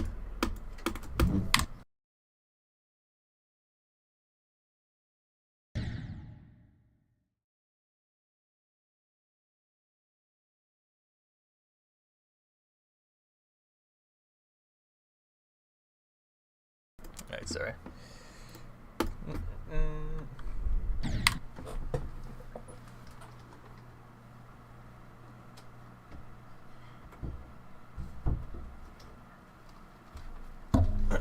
Yeah, I don't know.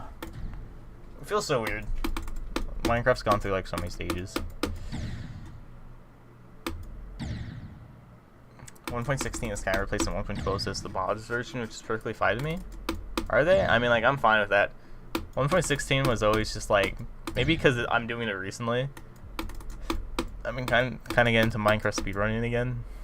But 1.16 is the version you play on for Minecraft speedrunning.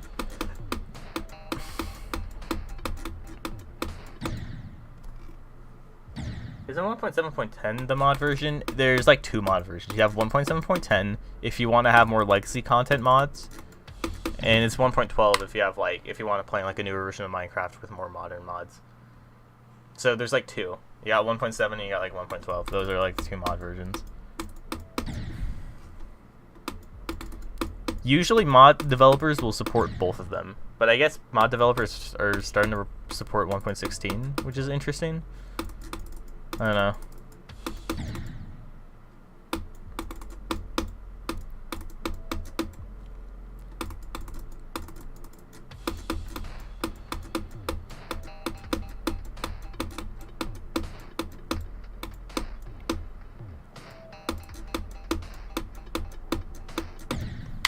I kind of want to try modded Minecraft, and it's definitely I know Cheapy wants to try it too. But I swear, I don't know what it is, but mods in Minecraft make the horrendous, they make the performance horrid. It is terrible. I don't understand what exactly causes this. Because I've played modded Terraria before, it runs the same. If you're playing modded Terraria, you're not it is gonna be a bit laggier, to be fair, yeah, because some of the content is more advanced, but it's not that much more. If you can run Terraria comfortably, you can run modded. But Minecraft feels so much different.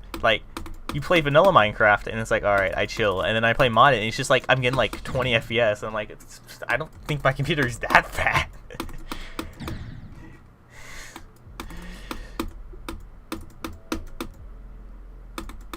I don't know, maybe I'm not doing it right, but ooh.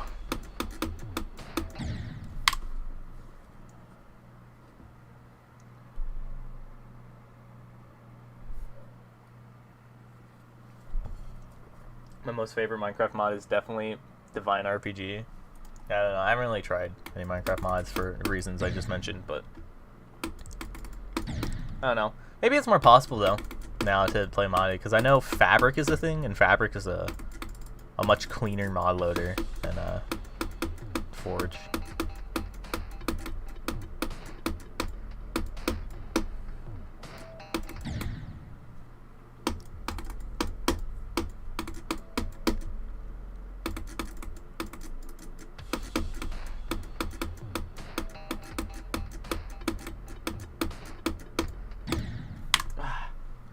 Maybe I should start clicking inside of there now, because you can just die randomly.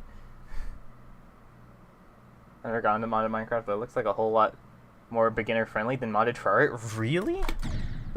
I don't get what people's deal with modded Terraria is. Maybe I'm just more accustomed to it, but I swear, every time I see someone not playing modded Terraria, it's just oh, it's too complex. I can't handle it. And it's if you can handle regular Terraria, once you get a hang of regular Terraria, you should most definitely be ready for modded. And in some cases, I feel it's more beginner friendly than regular Terraria, because modded has a very good compass of what you should do. They have all these mods recipe browser and boss checklist that help you really understand what's going on around you, instead of just having to look at the wiki or go to the guide constantly. So I feel it would be more beginner friendly than regular Terraria, but I guess not. I don't know.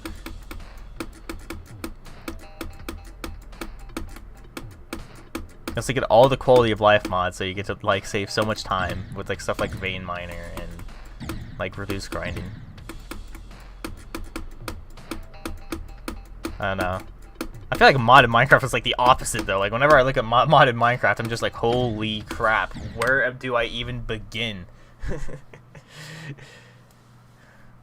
I guess they have some equivalent of a recipe browser, but they don't have a boss checklist. It's not it's not you're supposed to be motivated by bosses or anything. You're supposed to do something, and I'm not really sure what it is.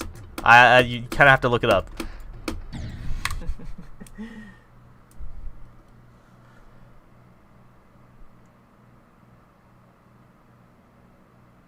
Fabric's better for working well with vanilla stuff, but it can certainly run mod packs, just not as good as Forge for it. It's because everyone develops for Forge.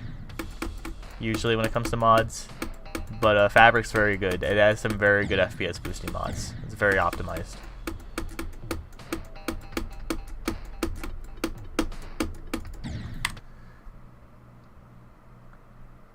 I still don't know what Terraria added in 1.4, at least in the hard mode part. 1.4 definitely runs way worse though. I really noticed that. Maybe because like I could run 1.3 good, so I guess 1.4 ran good as well. 1.4, yeah, no, for as long as it took to release, it did not really change the game at all that much. Which, I mean, I guess that's fine. I don't really have a super big problem with it, but they only added like 2 bosses. Actually, I think it's like 3 bosses. They added some like more bosses, some like QL stuff. Like that's kind of it. I guess it's like some new, like it's a bunch of like random new stuff. I think the update was fine, but I could see how some people would be like, well, okay, well this update was a little underwhelming. No, I feel like it just made the game feel more complete. But yeah, they added the Queen Slime, and they added the Empress of Light, which is, to be fair, there's a pretty low chance you find that boss if you're not looking on the wiki.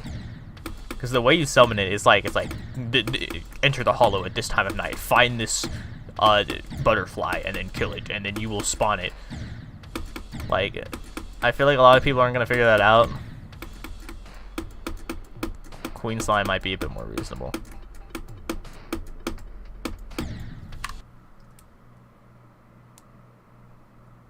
Probably because I don't really know how to play vanilla Terraria that well. Alright, yeah.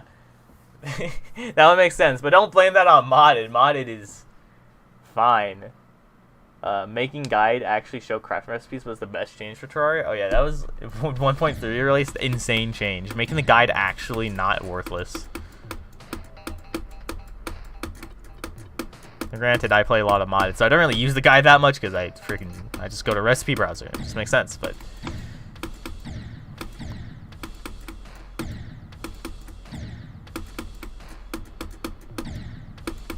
I don't know.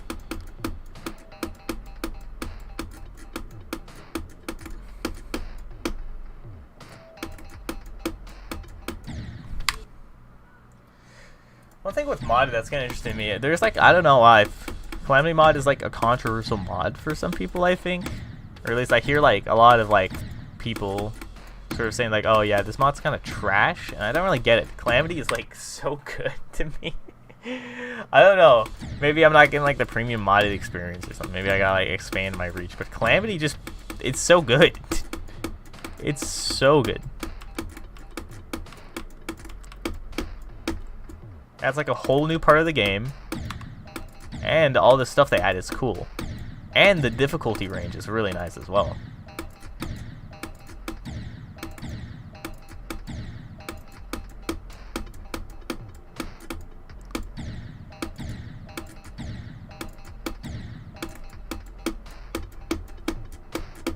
I might beat this later because I'm just not focused right now.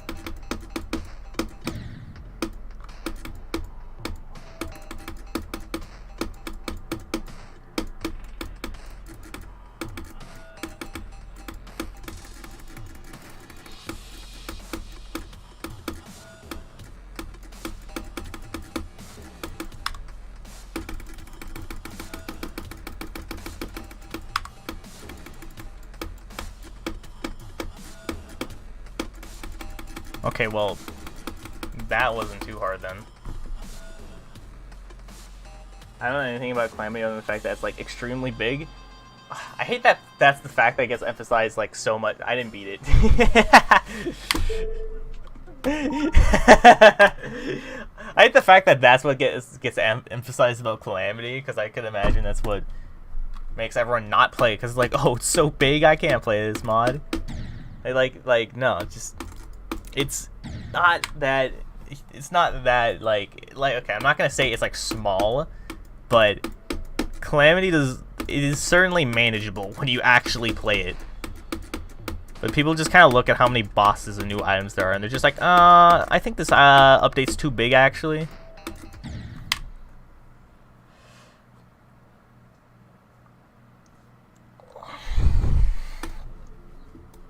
It's like, listen, like, don't try to focus on like the whole like it's supposed to sort of like be played along with vanilla. I don't know.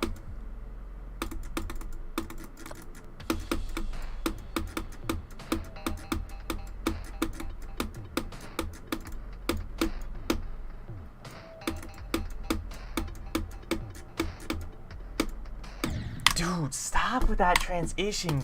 God, okay. Playing was probably good. I just need to learn normal Terraria and Troll first. Yeah, you should do that. That's probably a thing you'd want to do. I feel like you don't need to learn Terraria all the way though. Just get like, just know what the progression is, and you'll you'll probably be fine. Like, just know, like, I go to this boss, and then I beat this boss, and then I beat this boss, which unlocks this stuff, and then I beat the game. Which is basically just Terraria progression in a nutshell, but...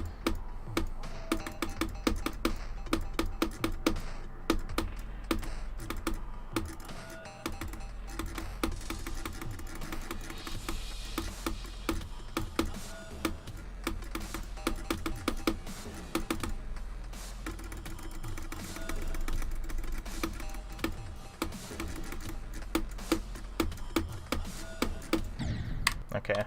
Average last click death.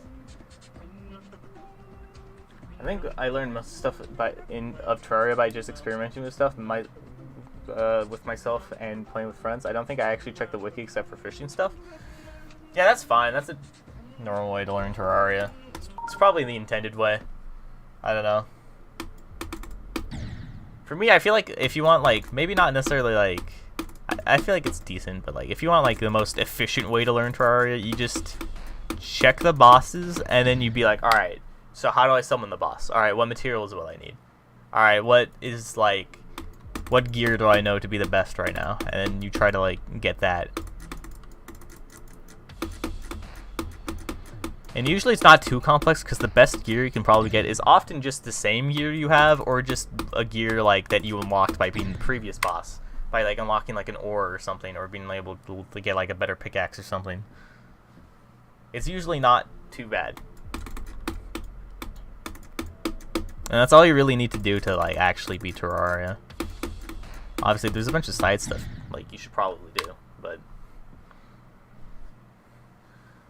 I think the first time it being 1.3 I didn't even know Duke Fishron existed. Yeah, no. I could absolutely see that how that would happen. Because he's like, oh yeah, I gotta go in the underground mushroom biome, then find this worm. And then I gotta catch the worm, and then fish with it. Like, I don't think anyone was ever figuring that out on their own. Especially because the worm runs away when you go towards it, so you have to have a whole strategy for catching it. It'll take like a... Maybe it'll be like a TF2 thing for me. I kind of play TF2 a bit, but I slept on it for a while until I learned the entire thing. Maybe the same thing will happen with Terraria? Maybe. I don't know.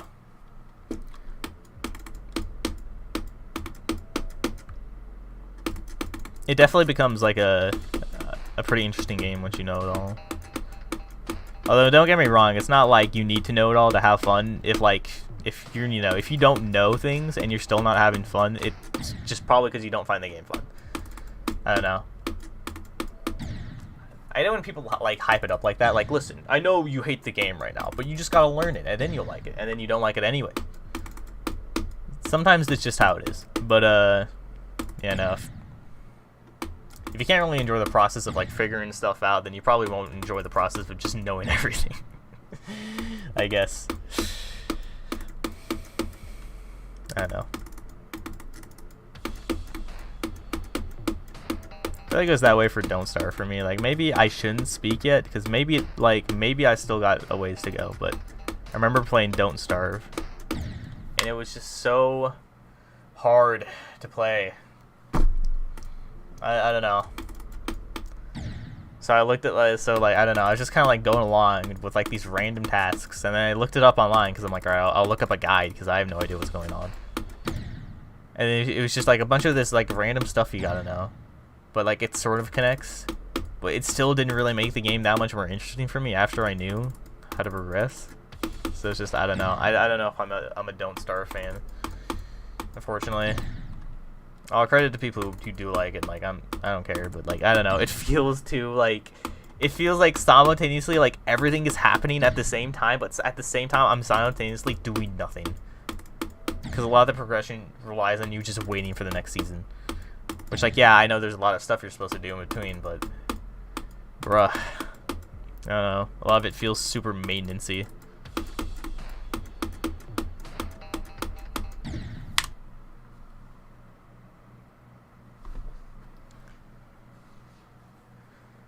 Don't Starve Together is super fun to play with friends, especially if you have no idea what you're doing. Well, that's how I played the game. Like that's how I started with Don't Starve. I had Don't Starve Together, and I was playing it with people, and I just was not. I don't know. Maybe I didn't really know. Maybe it's because of the dynamic of like I didn't know what I was doing, but everyone else knew what they were doing, so I was just kind of following along with what they did. It probably would have been more fun if we all didn't know what we were doing, because then we sort of like had to like contribute like our mental resources together to like figure out the game. But like I was playing it that way. It was not very fun in my opinion.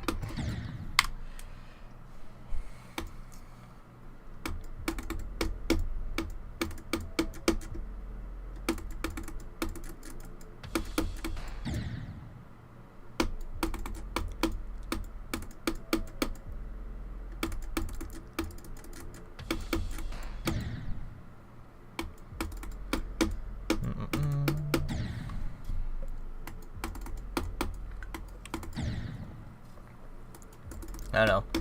I feel like it's hard to figure out Don't Starve by just playing it. Like, maybe I'm wrong, but whenever I was looking at it, I'm just like, how in the world would I ever just figure this out on my own? Like, oh yeah, you gotta know that this best weapon you can get is, you destroy these pig houses and get this, you get this bat. You know, all these resources. I'm like, why would I destroy the pig houses when I know they're dangerous? Like, I don't know.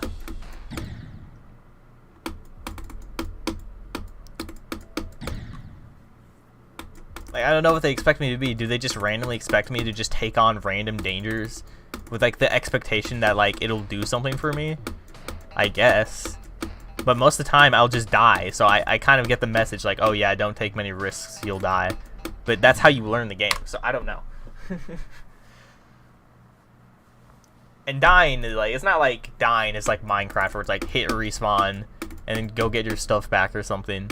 Like, no, there are very real consequences to dying in Don't Starve. You're very much incentivized to stay away from it.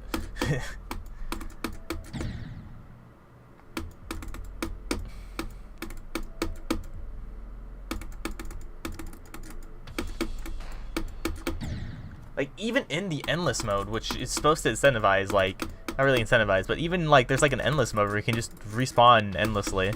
Like, you'll still, like, lose maximum health permanently until you get, like, this stuff. So you still don't want to die. Like, I don't know. I feel like Don't Starve would function a lot better as a game if, like, there wasn't as much of a penalty for dying at first. But I know that's kind of, like, what the whole point of the game is, so I don't really know what the best thing to do would be.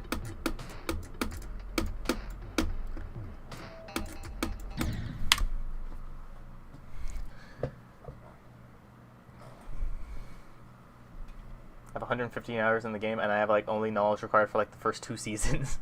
Yeah, dying is definitely too punishing. I don't know. Like, I get, like, that's the appeal for a lot of people, is sort of, like this, like, sort of, like, process of, like, preservation of, like, playing it safe and trying to be as secure as possible. But at the same time, I feel like anyone learning the game would just, like, you don't. But if you're, like, trying to learn the game, like, you shouldn't try to play that way, I guess, because all that stuff you need to do requires you to take, like, risks. But at the same time, you just get absolutely owned if you die. I don't know. Don't Starve is an interesting game. Like, I don't know. I don't want to tell anyone what to think about the game, because honestly, I don't even know what to think myself. A lot of people like it, so obviously there's some sort of appeal there is to it, but I do not get it.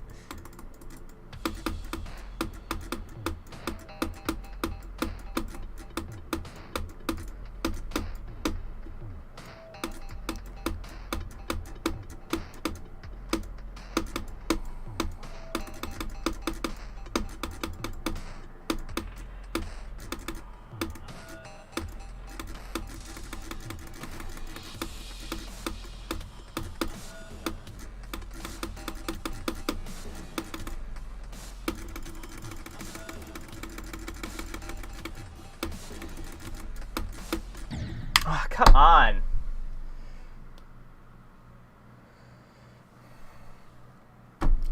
Please. I definitely don't get the appeal of single player Don't Starve. Yeah, single player Don't Starve seems really weird to me. I downloaded it. Like, I actually have single player Don't Starve. I played it for a little bit. I'm like, dude, listen, like, I'm not into this game in general, but God, the single player experience does not look that cool. Cause like, I don't know. But the same goes for like so many sandbox games for me. So maybe I'm just not built for it, but like, I feel like it's hard to enjoy so many sandbox games now single player. Terraria feels so weird playing it alone. Terraria was always felt like a multiplayer game to me, cause like that's how I always played it. Like I always got like one other dude at least. We played Terraria and it was pretty fun. Same with Minecraft. Like I feel like it's so weird to play single player Minecraft just by yourself, cause like what's the point of like doing all these cool builds or whatnot if it's just like if it all just amounts to like maybe a screenshot you'll send to someone one day instead of just something you do with another person. But I don't know. I definitely feel the same way about like single player like survival or sandbox games. Like I feel like they're definitely meant to be played with others. Minecraft's a little bit interesting. Like I do play it single player, but that's for speedrunning. Obviously speedrunning would be a little bit weird if I did it with another person.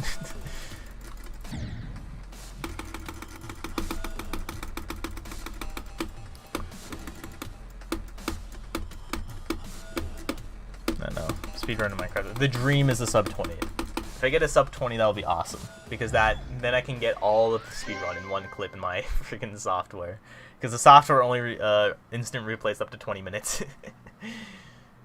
That would be the dream, to get a sub 20 in Minecraft. After that, I'll probably like try to get better, but like I don't know. I'm not that great at Minecraft speedrunning, but I think it's fun.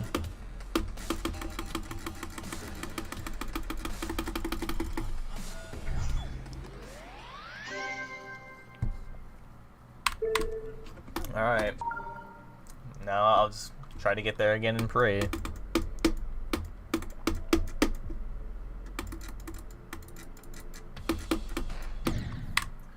Duo speedruns do exist, two-player. Yeah, no, I know they do exist. But it's a little bit of like a niche, I guess. Like you kind of do it as like a one-off. Like I feel like I don't think there's anyone who speedruns just to play it with another person. They probably play it by themselves and then do duo for fun.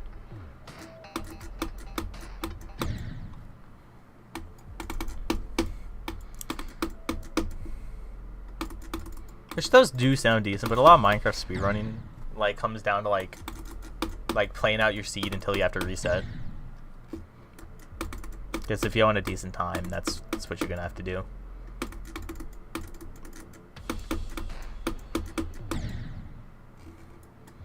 Which I feel like isn't as boring as some people make it sound. They're just like, oh yeah, you just reset constantly until you get a good seed. Lol, but like, no, you actually do play out the seed. It's just you only reset when it's like, you can't do anything else. Like you're out of options. Or at least at my level. Like I guess if you're trying to go for a world record, yeah, you probably would just reset the seed constantly until you got like a buried treasure next to a water ravine on like a tree island, because that's like the ideal setup, but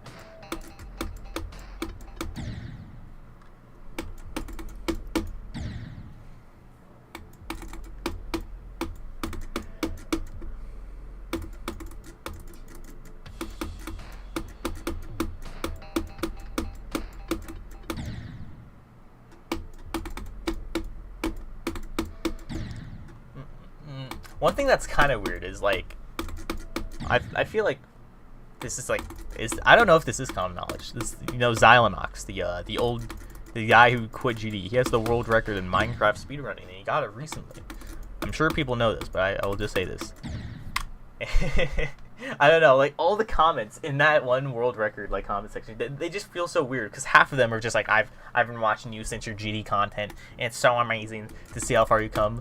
And like, I guess that isn't that bad, but I don't know, I like cringe a little bit, because it's like they're acting like he was like some like underground GD player, and it's like, no, even if you didn't play, like, even if you like vaguely knew of GD, you probably knew who Xylonox was. He was decently popular in GD. So I feel like it's like so weird that there's like all these people like, oh my gosh, you know, we go way back, me and you. Like, I don't know. It just cringes me out a little bit.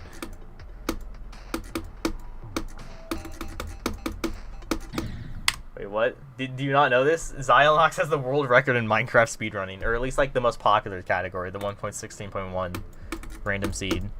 He has the world record in that. He got it like a month ago, I believe. Or actually, probably not a month ago, but more like 2 or 3 weeks ago. He got that. Super cool.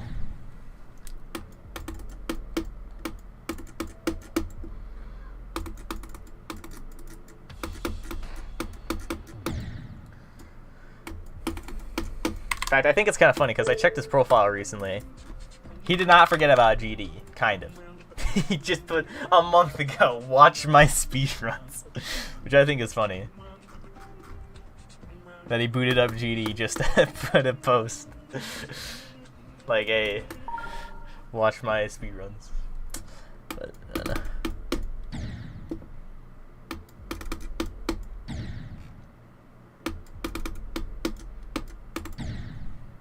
If it does mean anything, I remember someone did like an interview with him, and one of the questions was, you know, a lot of people knew you played Geometry Dash. Did that help you at all in the world record? And he did recognize it. He said like, hey, it helped with my mental a little bit.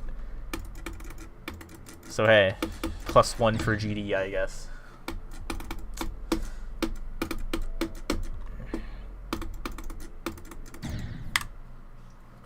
How much are the Minecraft speedruns even pushed nowadays? I remember the world record being like 24 minutes or something. Oh no, they've been pushed quite a lot. I think Minecraft, like, I don't know. Maybe I'm wrong on this. I feel like Minecraft is like one of the most competitive like speedruns categories there are right now, behind like, or at least like the random seed glitches in 1.16. I feel like that's some of the most competitive categories there are right now, behind like Super Mario 64 and maybe like a few other games like Celeste. It is very much competitive. The world record is sub 8 minutes, so it's gone quite a bit down from 24. We got sub 8s now.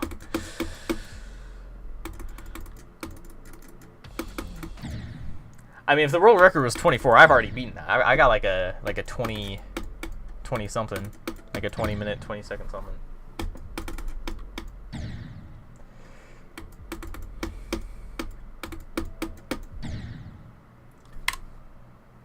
Competitive scene, a giant casino with people screaming at each other. It's not like, I don't know. There is a significant amount of luck, yes, but kind of less so nowadays than there used to be. Whenever, like, I think people consider it like a luck-based thing, because a lot of, when Minecraft speedrun was kind of popular, like when Dream was doing it, the strategy that was used was that you just go to the nether and just mine these golden nugget blocks and turn them to gold and try to get ender pearls. And it was super luck-based that you would ever succeed in getting enough ender pearls in a reasonable amount of time. But people don't use that strategy anymore. They use bastions. And bastions are so much more consistent than that. It is ridiculous. Now the problem is you do need to find a fortress and a bastion that is somewhat luck-based, but you're not like constantly like losing runs because of that. I mean, like, you kind of are, but it's not super luck-based as it used to be. I think it's much more consistent. It's still luck-based, but like not as much as that. Sub 8 sounds like something only possible on the set seed. Yeah, no, that was a random seed. Now, granted, they have. I feel like it's a lot less luck-based now, because there are very efficient ways to reset and find what you need. There's so many more strategies that people use now. Like, the F3 menu is really huge. Because you can use the F3 menu to find so many things. You can find buried treasure without a map with an F3 menu. Now, granted, you have to be next to it, but you can sort of use it to, like, deduce where the buried treasure is. It's a bit hard. I still haven't really figured it out myself, but that is something you can do. You can find bastions easily. Like, if there's a bastion within your render distance when you spawn in the nether, you can find it with the entity counter. So that's more consistent as well now. And you can also find nether fortresses that are within your render distance as well too, by using the pie chart and finding mob spawners. Like, it's pretty consistent. And resetting is also more consistent as well, because you have this thing called the wall, which is like, you basically have 12 instances of Minecraft all reset at once. Like, imagine Like, you know, there's like shiny hunters in Pokemon that have like 12 3DSs or like 12 DSs or like 12 Game Boys or something, and they're trying to find like a shiny. They basically have that set up, but for Minecraft. I have not set that up, but yeah, no, finding your seed and like finding the stuff you need is much more consistent than it ever was. And you can also use calculators too, so you don't even have to worry about where the stronghold is that much. You just have to get 20 obsidian. What's buried treasure? And also bastions are these hell update things. Yeah, bastions were added in 1.16. It's basically, I don't know if you've seen them. They use blackstone for the buildings, and they have a bunch of piglins in them, and you can kind of just get gold from them. In 1.17 plus, you can get netherite as well. In the right scenario, but they're decent. And buried treasure is in 1.12. Was 1.12 the aquatic update? Whatever the aquatic update was, you can go to the ocean, and there will be these sunken ships or these like ruins that have the sea zombies in them. And in those chests, you can find a buried treasure map, and you can use that to, you know, just go to a buried treasure, dig down, and buried treasure has quite a bit of goodies in them. Quite a lot of iron, some diamonds, some gold usually, and some food. I think buried treasure 1.13. All right, cool. Yeah, no, buried treasure I think is like, if you're going for world record, I think you have to use buried treasure. I think because it's just the most efficient way to use a mapless buried treasure, because you get pretty much everything you need. You get TNT, food, and like a lot of iron, so you can just make all your tools, blow up the trees, and also not even have to collect any food. You basically get instantly set up with everything you need to speedrun. Or to like go to the nether, basically. Not really the speedrun, but like to just go into the nether. And usually you're next to an ocean too, which there are multiple ways to make a nether portal. Obviously, like, I'm sure you know about the bucket thing you can do, where you don't need like a diamond pickaxe, you can just use like lava buckets at a lava pool. But you can also do that in the ocean with like these lava ravines, where you do this, where you find these ravines that have these magma blocks that have lava beneath them, so you get like these doors. There's multiple ways to do it, but essentially you can make another portal there as well. I don't know. I think Minecraft infinite speedrunning is a very interesting thing. Like, there's so many things to it.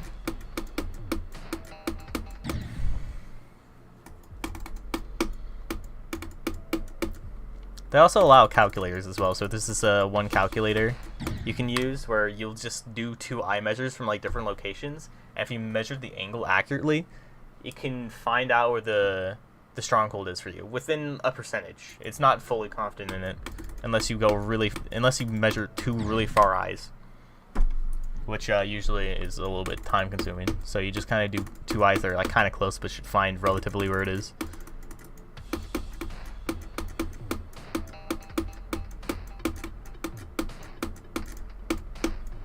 Which that calculator honestly feels like cheating, but it's not really cheating, I guess. Because I guess if you did figure out all the formulas and stuff, you could do that with like a real calculator, I guess. It'd be kind of difficult though, because you'd have to assume you have like perfect angle measures.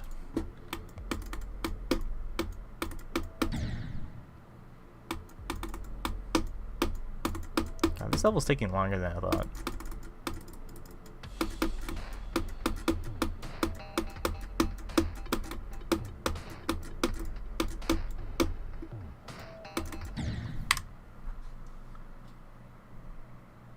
I know about the stronghold position calculation thing. It's a pretty old trick if I recall correctly.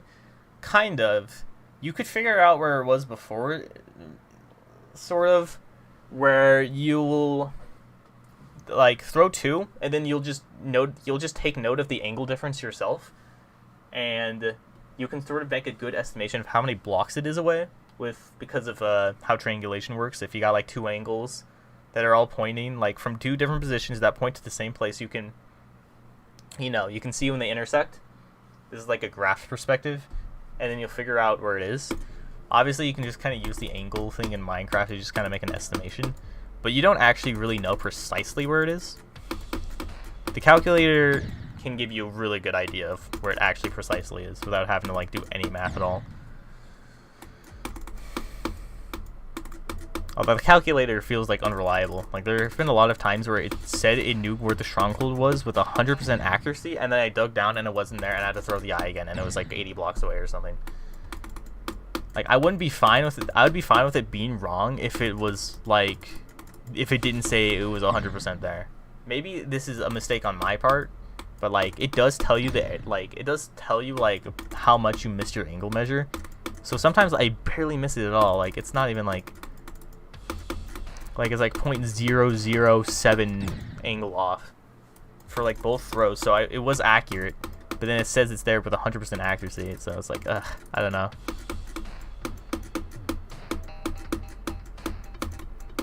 So now, like whenever, like even if it says 100%, now whenever I get there, I just throw an eye anyways, just to see.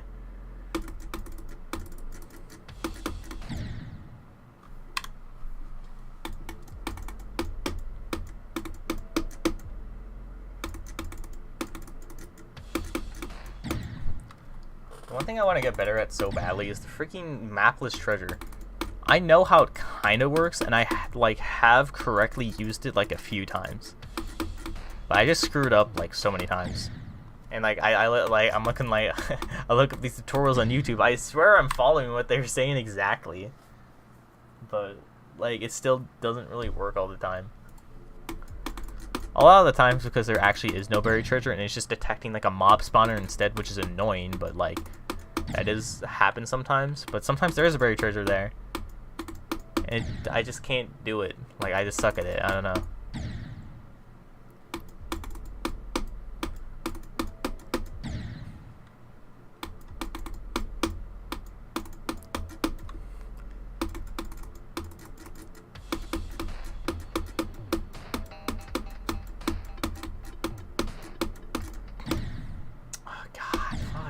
That I really want to beat it in one stream because I feel like I should be skilled enough to beat sakupen in one stream, but to be fair, a lot of the level is different, so I don't know. I might just stop eventually because I want to do other things, but I don't know.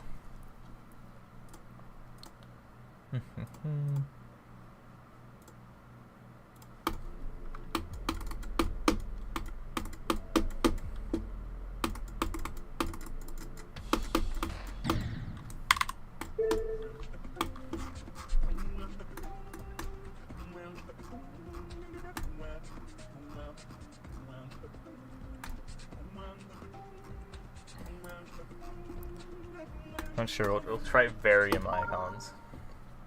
I don't know, I actually like this icon set quite a bit. They feel unique, but not terrible.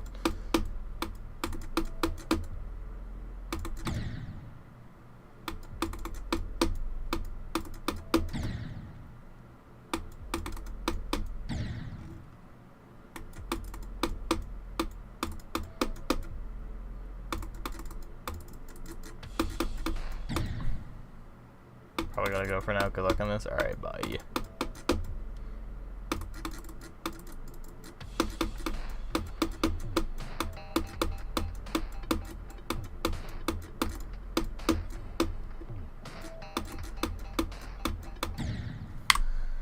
I don't know. I'm kind of disappointed I couldn't beat it in like one stream, but I might end stream here as well. Because I already know it is. I've been playing like too much constantly. I know, like if I just take a break and come back to it, I'll be much more consistent than like obviously won't do it on stream. That's not too much of a problem though, I guess. I don't know. I think I'll just stop here and I'll just upload the video later when I beat it.